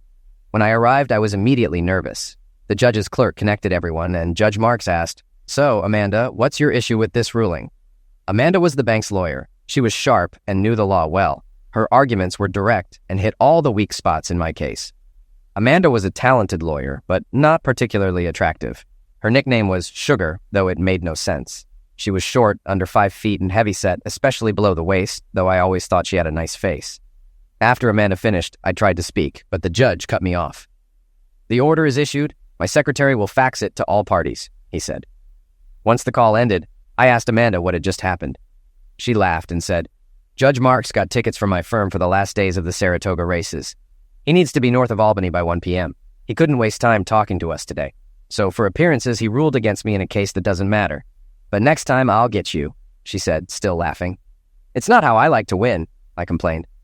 "Take what you can get," she replied, then added, "You know, my aunts say you're a pretty good guy for a goy." She laughed again and ended the call. Around this time, Eric came in and told me to take the rest of the day off and relax before the wedding. As I left, I couldn't help but ask, "Who are the goyim?" He smiled. "That's us, non-Jews. And what they meant was that you're a good young man for a guy like you. It's a compliment." I headed back to the apartment, thinking I could leave for Westchester early. I wasn't supposed to arrive until the next day with the rehearsal dinner set for Saturday evening. But why sit around in the city? I expected to be tied up all day working on the case, writing and rewriting the order to satisfy everyone involved. But that didn't happen. So why not get a head start? I tried calling Eloise first, but her phone went to voicemail. That's when I made the fateful decision. I called her parents' house in Westchester hoping to leave a message. It was one of those moments where a random occurrence changes everything. None of the Schaffer family was home. Their regular maid, Rosita, was off getting fitted for her dress for the wedding. Her cousin was filling in, a woman with limited English whom I had never met. She didn't recognize my name. "I'd like to leave a message for Miss Eloise. This is Walter," I repeated for the 3rd time. "She's not here. She's in the city," the cousin replied. "I know she lives in the city, but she came home for the wedding. This is Walter. I'll come by later today." "She's in the city, staying at a hotel. Come to the wedding tomorrow," said Rosita's cousin. It took a moment, but my curiosity was sparked. "Which hotel?" I asked. "Plaza," came the reply. I'm not usually a suspicious person, but who wouldn't hesitate after that conversation? It was nearly noon when I finally called the Plaza Hotel. Our reception was supposed to be in Westchester, not at the famous Plaza in New York City. Something was happening that I hadn't been told about. There had been a bachelorette party last week, but maybe the ladies had decided to have another celebration before the wedding. I called the hotel and asked for Eloise Schaffer. There was no record of her under that name. Then, perhaps out of insecurity, I asked, "What about Rodrigo Ruiz?" "No, sorry," replied the young woman. "Try Rodney Kaufman." After a pause, she said, "Yes, Mr. and Mrs. Rodney Kaufman are staying in the honeymoon suite. Would you like to be connected?" It could still be someone else, I told myself, thinking it wasn't an uncommon name as the phone rang. When a man answered, I almost hung up, but I had to ask. "Can I speak with Eloise Schaffer, please?" "Elle, it's for you," I heard him say. "Hello?" she said. I recognized her voice but couldn't bring myself to speak. "Hello? Is anyone there?" she asked, and then to him, "There's no one on the line." Finally, I found my voice. "It's Walter. Don't come to the wedding. I won't be there." I hung up as I heard her scream my name before the call cut off. I don't remember much after that. I sat in the apartment paralyzed, as if all the energy had drained from my body. It felt like everything good in my life was gone. The romance, living together, our stylish apartment, it had all been a lie, The apartment wasn't even mine. The lease was in her name. My mind shut down. I knew I needed to get up, grab my suitcase, and leave, but I couldn't move. Then the apartment door opened. It was her. I vaguely wondered how she'd arrived so quickly. I looked at my watch. 2 p.m. The judge should have been at the races by now. Funny how that fact stood out to me. "Walter, we need to talk," she said, her voice uneasy. "Have you been with him all week?" I asked, cutting straight to the point.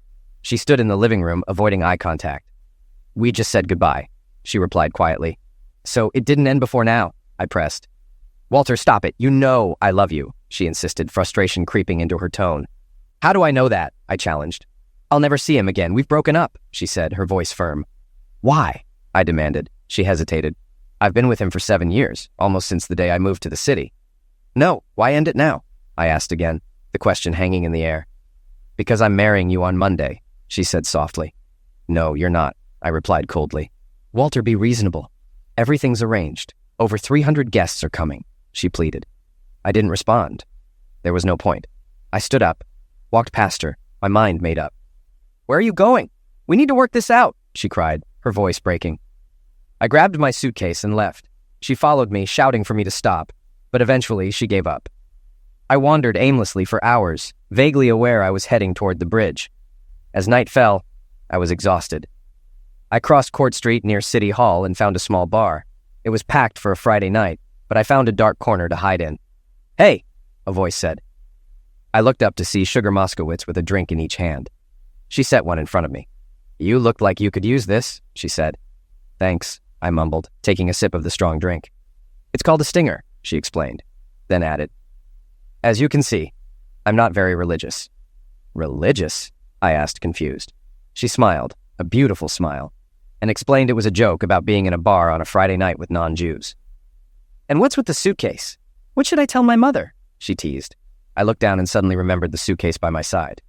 Well, I had to leave. After all, the apartment is hers," I said, taking another sip that burned all the way down. Sugar, Amanda, didn't ask too many questions. Instead, she told funny stories about herself and people we both knew from bankruptcy court. It's a small legal niche and everyone knows each other. She kept my glass full and tried to make me laugh. I think she already knew I was engaged and getting married soon, but she didn't seem surprised to find me in a Brooklyn bar with a suitcase the night before my wedding. Maybe she'd had a few drinks before I arrived and hadn't realized what the suitcase meant or where I was at that moment. The only clear memory I have of the night was Amanda helping me into a car and saying, "It's not far to go." Later, I dreamt of Eloise.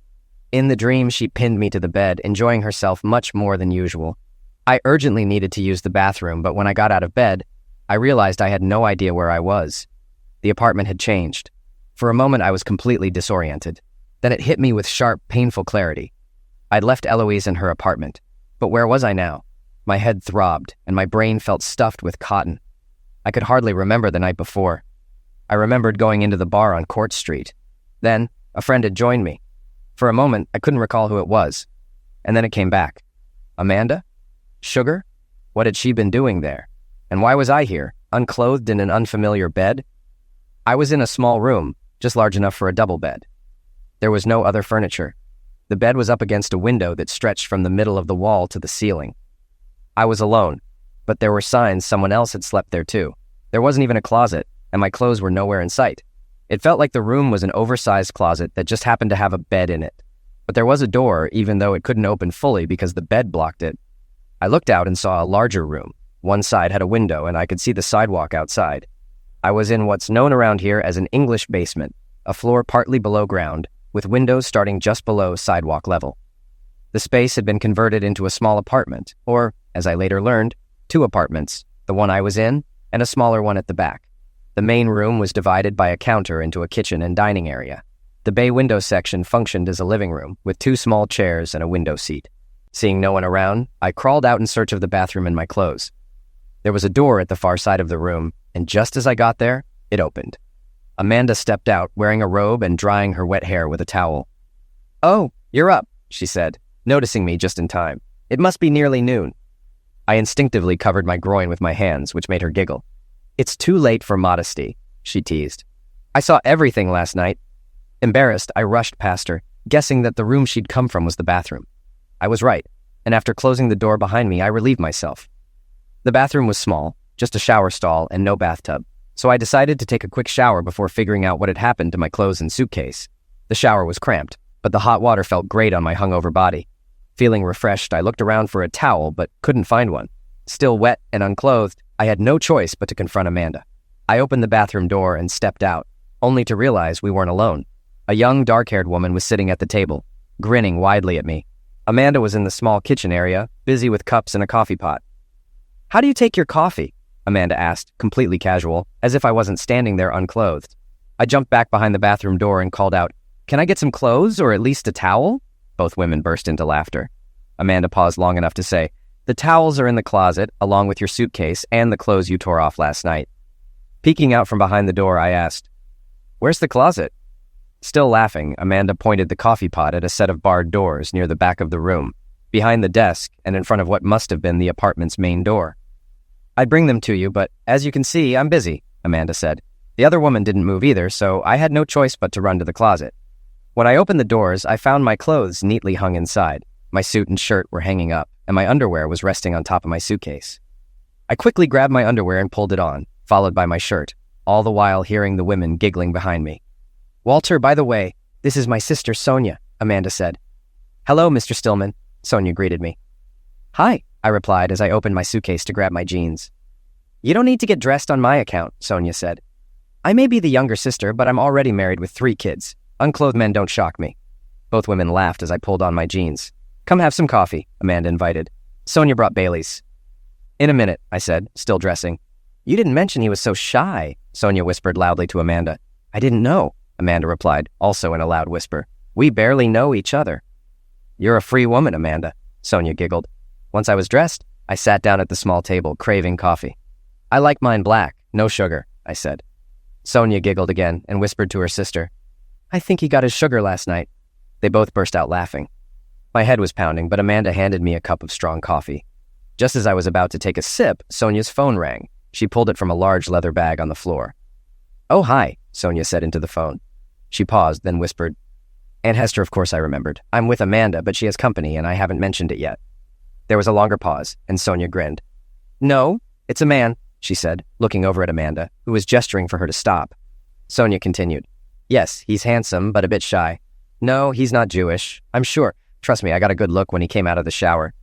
Sonia was laughing so hard she could barely speak. "She wants to talk to you," Sonia said, handing the phone to Amanda. "Hello, Aunt," Amanda said into the phone. "No, I won't forget Daddy's birthday. Tomorrow at 6, then dinner at 7, got it?" "Oh, he's just a friend." There was a pause while Hester apparently spoke. "It won't work. He's just a friend from work. I'm sure he'll feel out of place at a family event." Amanda handed the phone back to Sonia, who listened as her aunt continued. "I don't know," Sonia said, turning to me. "She wants to know your name. What should I tell her?" "Walter," I answered. "Walter Stillman." "Walter. And I'm pretty sure they slept together last night," Sonia added.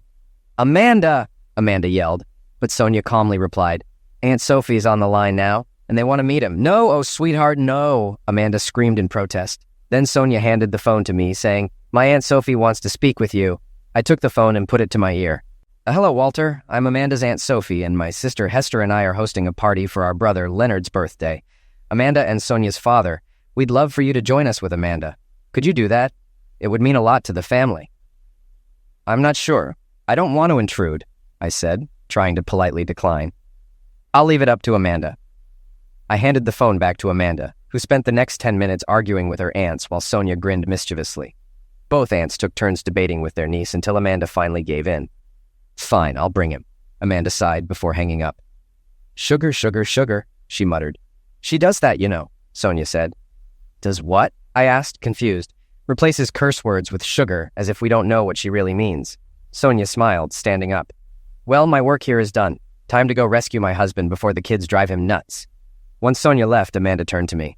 "You don't have to go. My family can be a bit much sometimes." "I don't get why your aunts want to meet a stranger at a family gathering," I said, confused. Amanda let out a short, almost sad laugh. "Sonia's my younger sister by nearly 4 years. She's already married with 3 kids. I turned 30 last year, and my whole family thinks I should be married and pregnant by now. They act like my biological clock is ticking on their schedule, but they don't really know me. And apparently I'm also the wrong religion." She gave a wry smile and added, "But at least I'm the right gender." Amanda continued, "I used to have a roommate here to help with the rent." $3,500 a month. You know, junior bankruptcy lawyers don't make much. I nodded, fully aware of the low salaries in our field. Then something clicked.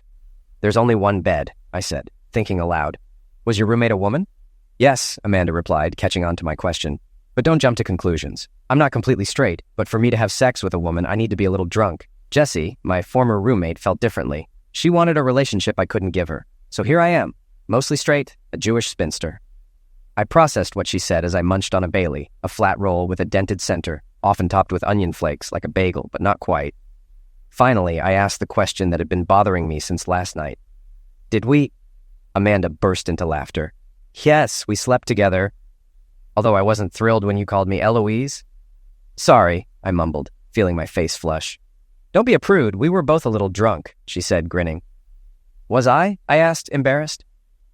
You were very drunk, she confirmed with a smirk. I sat silently, sipping my coffee, trying to make sense of how my life had taken such a strange turn. Just yesterday morning, I had been pursuing a case against the woman now sitting across from me, Amanda, affectionately known as Sugar.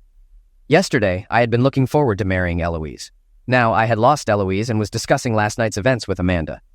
This is too much, I muttered. What is? All of it, I said. Eloise, and the fact that I'm here with you? Amanda didn't laugh, though it seemed like she wanted to. Look, you've had a rough time with Eloise. How about staying here and taking it easy today? I thought for a moment. I don't think I can handle being alone right now. If you don't mind, I'll stay. She smiled. Sure, we'll make the most of my hetero. And so we did. We went back to bed. Sex with Amanda was different from what I'd had with Eloise. Amanda was so enthusiastic it surprised me. Wow, you really enjoy this, I said. It's been a long time since I've been with a guy, she muttered. But not with women? I asked, curious. She propped herself up on her elbows, looked at me, and replied, I've slept with a lot more women than men, if that's what you're asking. But it's not about the sex. I lay next to her, slightly further down the bed. In one swift move, she was on top of me. She looked me in the eyes and said, In my opinion, nothing compares to a man in bed. But in a relationship, I need more than just sex. I need someone I can connect with. More importantly, I need someone I can respect. Do I fit that description? You're a very respectful partner in bed. It's clear your fiancé worked hard on improving your skills. I didn't know how to respond to that, but I couldn't deny the truth. Eloise had certainly trained me well in that area. Amanda continued, You're here in my bed because you're a good person. I've been watching you. You never hurt anyone if you can help it. You're honest and treat women like people, not objects. You're one of the good guys and there aren't many left. I replied. That's nice to hear, but does this really apply to a novice lawyer? It sounds like you've been keeping an eye on me. Keeping an eye on you? Of course. I saw you on Court Street and followed you to the bar, didn't I? If Miss Eloise Schaffer lost track of her prize, I wasn't about to miss out. I'm not a prize, I said firmly. Are you saying she was in love with you? She asked. No, probably not, I said, feeling the weight of the situation hit me. Sorry, she said softly. I didn't mean to offend you. With that, she slid down my body, and we were once again swept up in passion. Later, we ordered takeout for dinner, and after eating, we fell into a deep sleep. In the morning, Amanda's aunts called to remind her about the upcoming party, asking if she could come early to help with preparations. Mandy, don't forget to bring Walter. Sonia told us all about him, and everyone's eager to meet him, Aunt Hester said over the phone. I don't know what Sonia told you, but he's not my boyfriend, Amanda replied. Well, bring him anyway. He knows he's invited. If he comes, Amanda said before hanging up. I grinned. As far as I can tell, they're expecting me. You don't have to go, she said, looking at me seriously. What else would I do? I don't want to be alone right now, I admitted. Amanda had distracted me from the chaos in my personal life, and I wasn't eager to sit around thinking about what Eloise had done. Okay, she agreed, but be prepared. You'll be scrutinized and treated as a potential suitor. Well, technically, I am your groom, but let's keep my personal issues a secret, if you don't mind, I said with a small smile. Fine by me. As far as today's concerned, that witch Eloise doesn't exist. But soon you'll have to deal with her, Amanda warned. I know, I sighed. Amanda reached across the table and placed her hand on mine. Walter, you've got to make a decision. Either go through with this wedding or end it tomorrow. Either way, it's going to be messy. I can't go through with it now, I said, feeling overwhelmed. Don't be too hasty. If you call it off, there will be serious consequences for your career and life. This won't blow over quietly. Why? I'm not going to explain the real reason, and I doubt she will, I argued, feeling a little defensive. Oh, my sweet, naive friend, she said, squeezing my hand gently. Do you really think people don't know about Commissioner Ruiz and Eloise Schaffer? They've been together for quite a while. I thought they broke up, I said, surprised. Amanda didn't laugh, but her knowing smile said everything. I played along, but Eloise dated Ruiz the entire time she was with you. But why? I asked. If she wanted to stay with him, why involve me?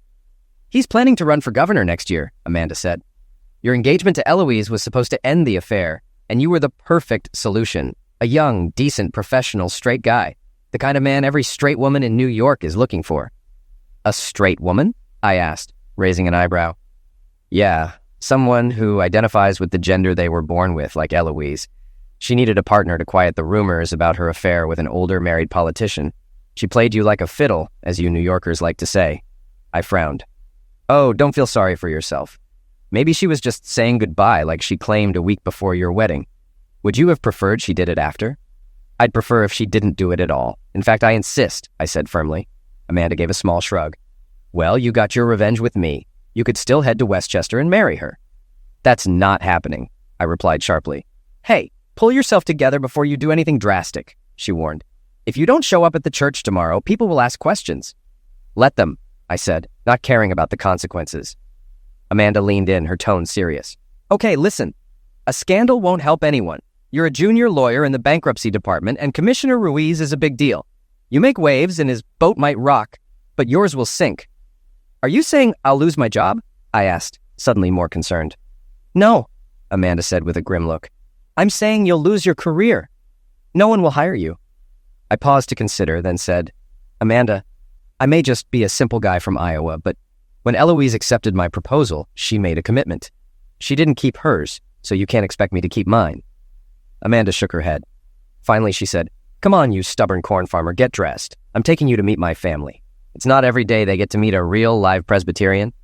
Actually, my family's Lutheran. Same thing, she said with a wink. At 5 p.m, we took a yellow taxi to Amanda's family home on Beverly Road. Car services were off limits because Uncle Morty was a retired taxi driver.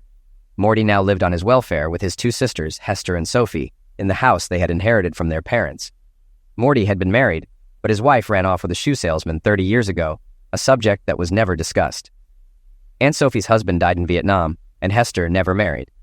Amanda's father, Leonard, the youngest of the siblings, was the only one with children. Leonard and his wife, Rebecca, had 2 daughters, Amanda and Sonia, and now 3 grandchildren, thanks to Sonia and her husband, Jerry. The house was located in a section of Flatbush, Brooklyn, known to realtors as Ditmas or Ditmas Park. When we arrived at the large 2-story house on a spacious lot, bigger than what you usually find in the city, I didn't see anything resembling a park. Unlike Amanda's apartment, which was across from a small, quiet park, her aunts and uncle lived on a bustling avenue. The house, built in the Queen Anne style, wasn't a mansion, but was larger than the typical New York City home. We were greeted at the door by Aunt Hester, a short, sturdy woman with steel gray hair. She hugged Amanda first, calling her Mandy, before turning to me, scrutinizing me for what felt like a long time, and finally saying, Not bad at all. Handsome young man. Oh, I think he's very handsome, added Aunt Sophie, emerging from deeper within the house.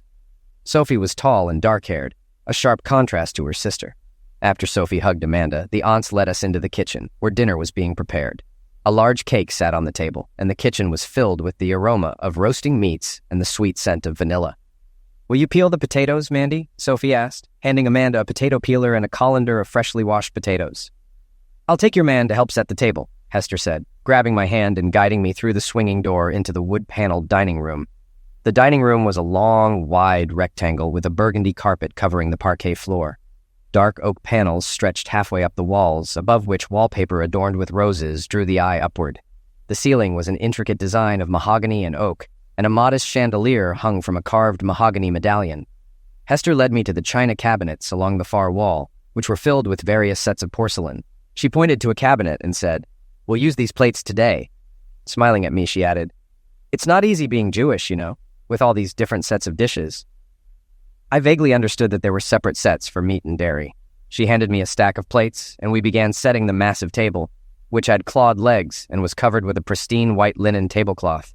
As we worked, I couldn't help but inspect the bottoms of the plates and the labels on the linens. The porcelain was from England, and the linens were from Ireland.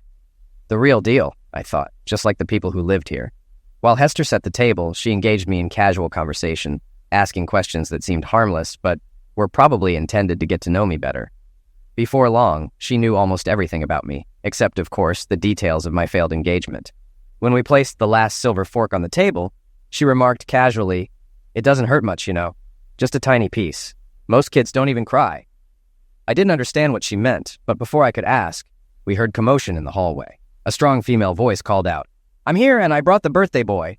It was Rebecca, also known as Judge Levin of the U.S. District Court, Amanda's mother. Her father, Leonard, was a professor of economics at New York University. I had been invited to Leonard's birthday party. Hester nudged me into the kitchen while she went to greet her brother and sister-in-law. Inside the kitchen, Amanda was peeling potatoes and putting them into a pot on the stove. She glanced over at me and said, "We need to wait here while my aunts break the news that you're here as their guest." "Am I going to cause you any problems?" I asked, suddenly feeling protective. "No, but it might be a bit of a shock. I've never brought a man home before. Mom can be a little critical, so be ready." The situation was awkward and only grew more uncomfortable when we were called into the living room to meet Amanda's parents. The living room was spacious and cozy, furnished in a style reminiscent of the early 20th century.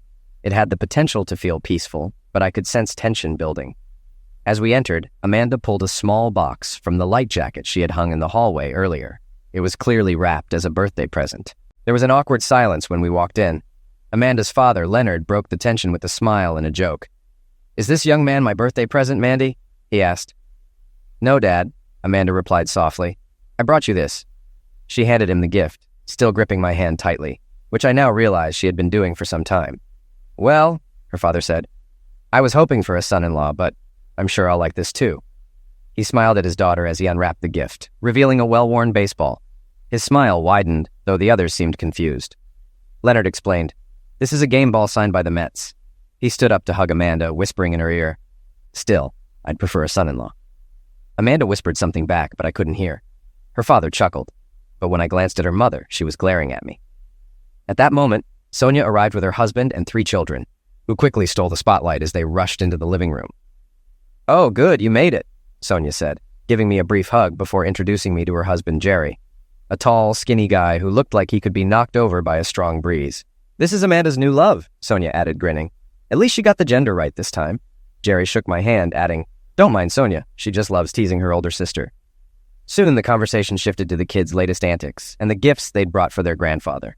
It was a relief to be out of the spotlight, though I could still feel Amanda's mother watching me. Dinner was simple but delicious, and the conversations around the table were filled with the quiet joy that comes from family being together. Occasionally I was asked a question, but if Amanda could answer for me, she did so immediately. For more personal questions, I answered simply or deflected. Yes, my parents were dead. Yes, the farm was in Iowa. Yes, I only had one sister. I avoided talking about her because I didn't know how to explain that part of my life. However, during coffee and birthday cake, things took a turn.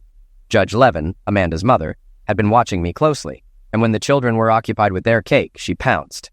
"Walter, are you related to the Stillman who's supposed to marry Eloise Schaffer tomorrow?"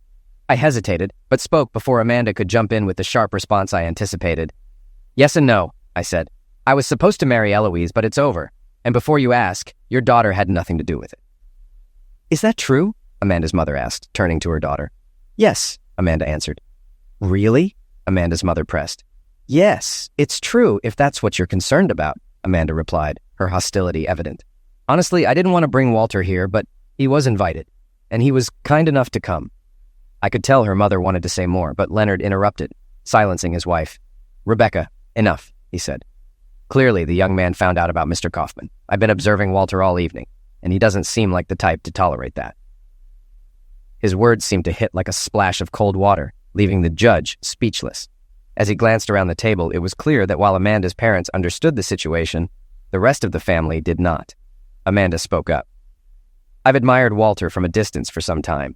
When I found him that night, hurt and alone, I took the chance to get to know him. He was wronged by an awful woman. Yes, Mom, I love him.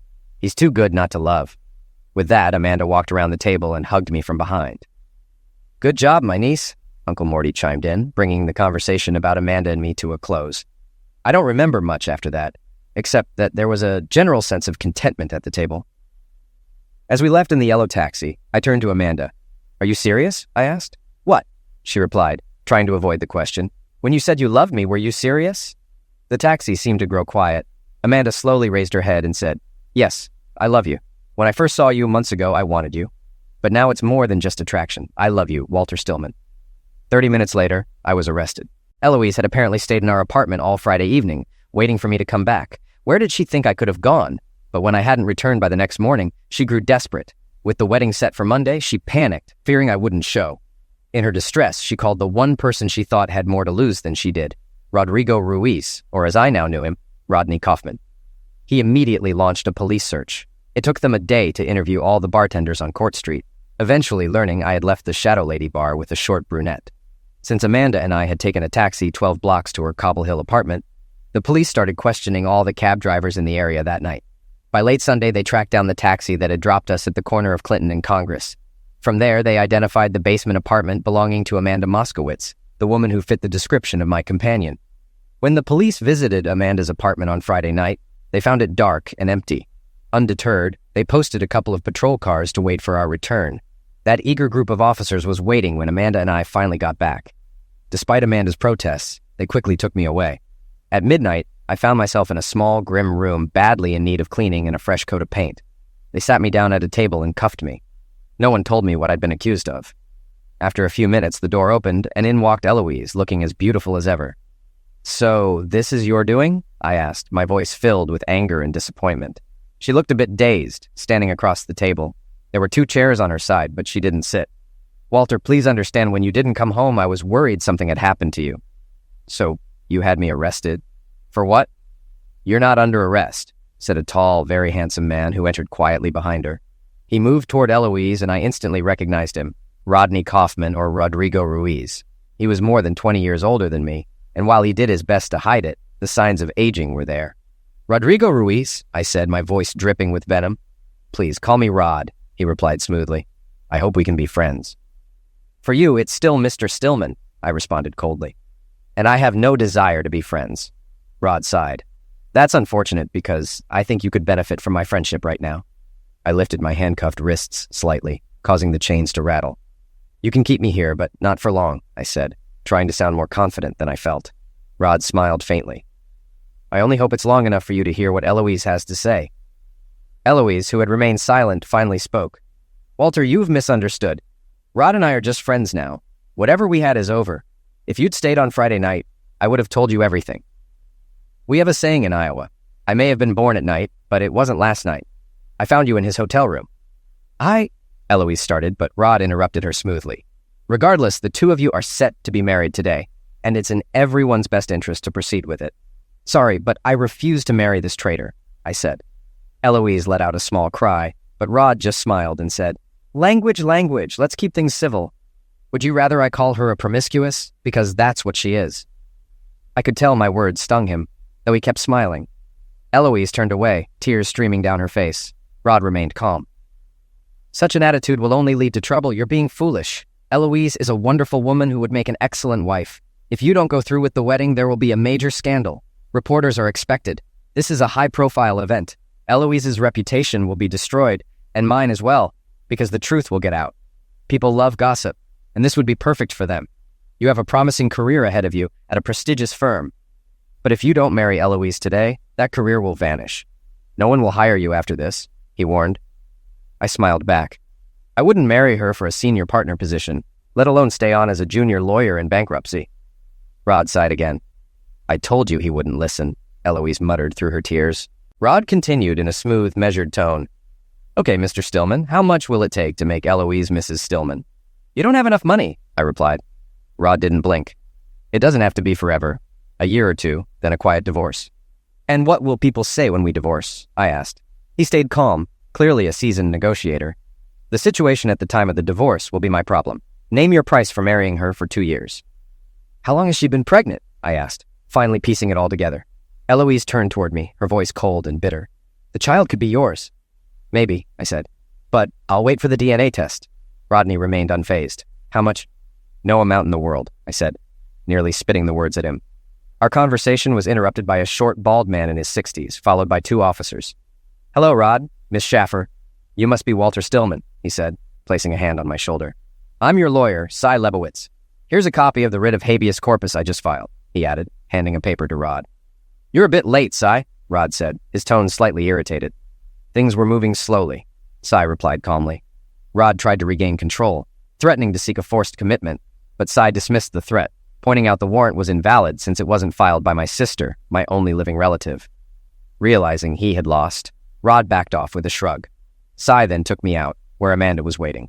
Her mother, the judge, had woken Sai and arranged my release. That was the last time I saw Eloise. The child was never born, likely because Eloise chose to avoid a scandal that would hurt Rod. As for his threat to ruin my career, I'm sure he tried, but fate intervened. I was on my honeymoon from September 2nd to the 14th, 2008. By the time I returned on September 15th, Lehman Brothers had collapsed, turning the financial world upside down. Eric Erickson became the most important partner at the firm, and I became the go-to lawyer. Amanda and I worked 90-hour weeks for 6 months before we married, just in time, as her pregnancy was already showing. Our first child was a girl, followed by 3 more. 4 daughters turned out to be enough for us. Amanda became a judge, like her mother, and I started my own firm. When people ask the secret to my successful career and marriage, I tell them it all started with a day as a racetrack judge, a broken heart, and a girl named Sugar.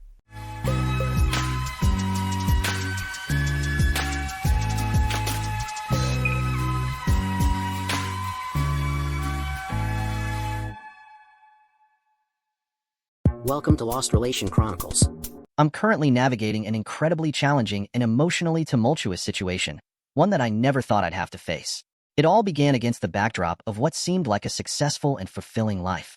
I was juggling a full-time job in a lucrative industry, earning a comfortable 6-figure salary, all while serving in the National Guard. Physically, I was in great shape, and I even managed to build my own house on a small farm, a project that filled me with pride. The relationship side of my life was equally significant. I had been with my partner for 11 years, and we took the step to get married just 2 years ago. We were in the process of planning to start a family, a dream we both shared. But then, the unimaginable happened. During my combat deployment, which kept me away for an extended period of over 6 months, I stumbled upon a shocking discovery. It was as though the ground had shifted beneath my feet. I learned that during my absence, my wife had an affair with the man she had hired to fix our fence. What stung even more was the realization that they had engaged in unprotected intimacy multiple times, and she had developed strong feelings for him. They shared experiences and emotions that she had never shared with me before. It was as if she had found the small-town cowboy she had always longed for, a persona I couldn't possibly embody. I had been living a life far removed from that image, and now I was grappling with the painful truth that she had found something in someone else that she couldn't find in me. What makes the situation even more complex is that my wife remains completely unaware that I know the full extent of their infidelity. Her behavior has been undeniably strange since I returned home. She claims she lived alone for a year, adjusting to my absence, but deep down, I can't help but believe that the real reason she's still with me is that I never left her, even when I discovered the betrayal. The question now is how to proceed, how to navigate the wreckage of trust and love that has been shattered by this shocking revelation. I find myself in a situation that's beyond anything I could have ever imagined. It's difficult to make sense of how everything has unraveled. I've always taken pride in being a responsible provider and protector, and yet, my wife chose to have an affair with a younger, attractive cowboy who, to make matters more complicated, is already married with kids and apparently sleeps with clients. The shock and pain run deep because my wife discussed starting a family with this other man, planning a life together, and even talked about having kids. Meanwhile, she's leading this double life, pretending that everything between us is perfectly fine. It's a painful paradox to witness her making plans for our future, like our planting season and buying more chickens, while she continues to deceive me on such a profound level. It's been incredibly difficult to maintain my composure throughout all of this. The military taught me to be stoic and tough, but I've reached a breaking point. I've confided in my Catholic best friend, sharing every detail of this heartbreaking situation with him. He believes in trying to salvage the relationship, but I'm beginning to lean toward filing for divorce and ending this chapter of my life. I'm convinced that even remaining friends seems impossible at this point. So, I've taken the initial steps by setting up meetings with 2 lawyers to begin the process of ending our marriage. What makes this situation even more emotionally taxing is my suspicion that my wife may lack remorse for her actions, leading me to wonder if she might be a sociopath. Unfortunately, I haven't been able to secure any in-person therapy sessions yet, as the earliest appointments are still over 3 weeks away, which is incredibly frustrating given the urgency of the situation. Just recently, I mustered the courage to confide in my mother and my closest friends. It was an emotionally challenging conversation, but their support and understanding have been a lifeline. I haven't confronted my wife about my knowledge of her affair yet, but I'm making preparations to do so. In just 2 days, I have legal consultations scheduled to begin the divorce process, as it seems increasingly clear that this relationship cannot be salvaged. The situation has escalated significantly, and I've taken some decisive steps to confront my wife about her affair. I decided to hire a private investigator, and the information that surfaced was nothing short of alarming. The man involved in the affair has multiple aliases, a suspended license, and a prior conviction. He's 28 years old, married with 2 children, and shockingly, he lives just a mere 15 minutes away from our home. Last night, my emotional turmoil reached a breaking point. I experienced a panic attack and woke up in tears while she slept beside me. When I apologized for my distress, she suggested that it might be related to workout supplements or something I picked up during my overseas deployment. I couldn't help but wonder if she was intentionally manipulating me or if she genuinely had no idea about the extent of the situation. The next day, I woke up after working the night shift at the refinery. My private investigator had informed me that she had lunch with this man at Qdoba while I was sleeping, despite her earlier claim of being out shopping. Confronting her about this blatant lie became inevitable. I had carefully planned to do so on her birthday, as I wanted to be in control of the situation and ensure closure on my terms. The day arrived, and it was surprisingly beautiful, considering the turmoil that was about to unfold. I woke up early, strangely calm, and prepared myself for the difficult conversation ahead. A long and strenuous workout helped clear my head. As my wife came home in the early evening, she looked radiant and excited. She had spent the day shopping and making herself look beautiful for her big day. I handed her a beautifully wrapped box, and her eyes sparkled with anticipation as she tore it open. The disappointment and shock on her face were undeniable when she found the neatly folded divorce papers inside. I mustered the strength to tell her about the affair, the involvement with the cowboy, and the countless lies that had built up over time. Each word I uttered felt like a heavy blow to her stomach. She collapsed, crying and pleading for forgiveness, but it was painfully clear that it was too late for reconciliation. The moment her parents called to wish her a happy birthday, I decided to lay everything bare. It was a gut-wrenching decision, but I knew it was the right thing to do. As they congratulated her on her special day, I couldn't bear the weight of the lies any longer. I began to tell them the painful truth, and all I heard on the other end was my mother-in-law's anguished screams. It was a devastating moment, and I knew there was no turning back. I had made up my mind to make her infidelity public. I sent emails to her family, friends, and colleagues, providing them with evidence of her betrayal. I was done protecting her reputation when she had shattered my trust so profoundly. The shock in her eyes was unmistakable as she answered call after call, her sobs and apologies filling the room. It was far from the birthday celebration she had envisioned. Finally, it was time for the last part of my plan. I swung open the front door, and right there on the porch were all her belongings. She was no longer welcome in our home. Her begging turned into loud cries, but I remained resolute. She had to gather her things and leave. A few days later, her sister and family began to gaslight me, placing the blame on me for the situation. They dismissed the fact that she had engaged in unprotected contact with another man, attributing it to my emotional unavailability. My wife even went as far as telling the cowboy's wife that everything was fabricated. Her family seemed to prioritize her over me, implying that I wasn't considered part of their family. They sided with her instead of helping us heal. Despite suggestions of individual therapy and working things out, my wife remained convinced that she could manipulate me into staying. In the midst of this emotional turmoil, she signed the divorce paperwork this morning, and I filed it. We had a lengthy conversation where she expressed a strong desire to repair our marriage, rating it at a 10 out of 10. She promised to make a sincere effort over the next 89 days to demonstrate her commitment. However, I couldn't find it in me to care anymore. It's been a few weeks now, and her calls and texts come less frequently. I've heard from mutual friends that she's not doing well, that she's miserable, alone, and filled with regret. She's reportedly searching for houses in Texas and attempting to transfer with her company. Today, on May 12th, the divorce has been finalized, marking the end of a painful chapter in both our lives. The aftermath of my divorce has brought significant changes to both of our lives. I ended up keeping the house while she made the decision to move to Texas and change jobs. Throughout this entire process, she has shown no remorse and has never taken responsibility for the destruction of our life together. Returning home from my challenging deployment in the Middle East to a situation that ultimately led to divorce was even more difficult to bear. These past few months since my return have unquestionably been the toughest period of my life. Every story has two sides, but this specific situation completely shattered me as a man. It felt like it broke me down to my very core, testing the foundation of who I am. I've had to rediscover my vulnerability and rely on the faith I found overseas as a source of strength. For that, I am profoundly grateful. Understanding why people commit hurtful actions or betray others has been a challenging question that I still don't have answers to.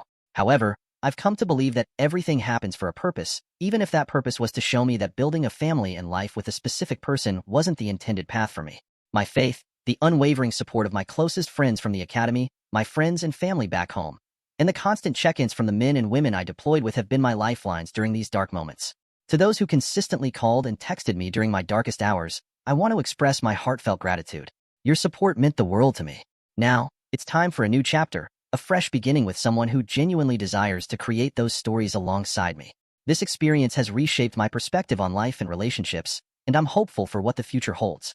Dear listeners, please share your thoughts in the comments section below, and don't forget to like, share, and subscribe.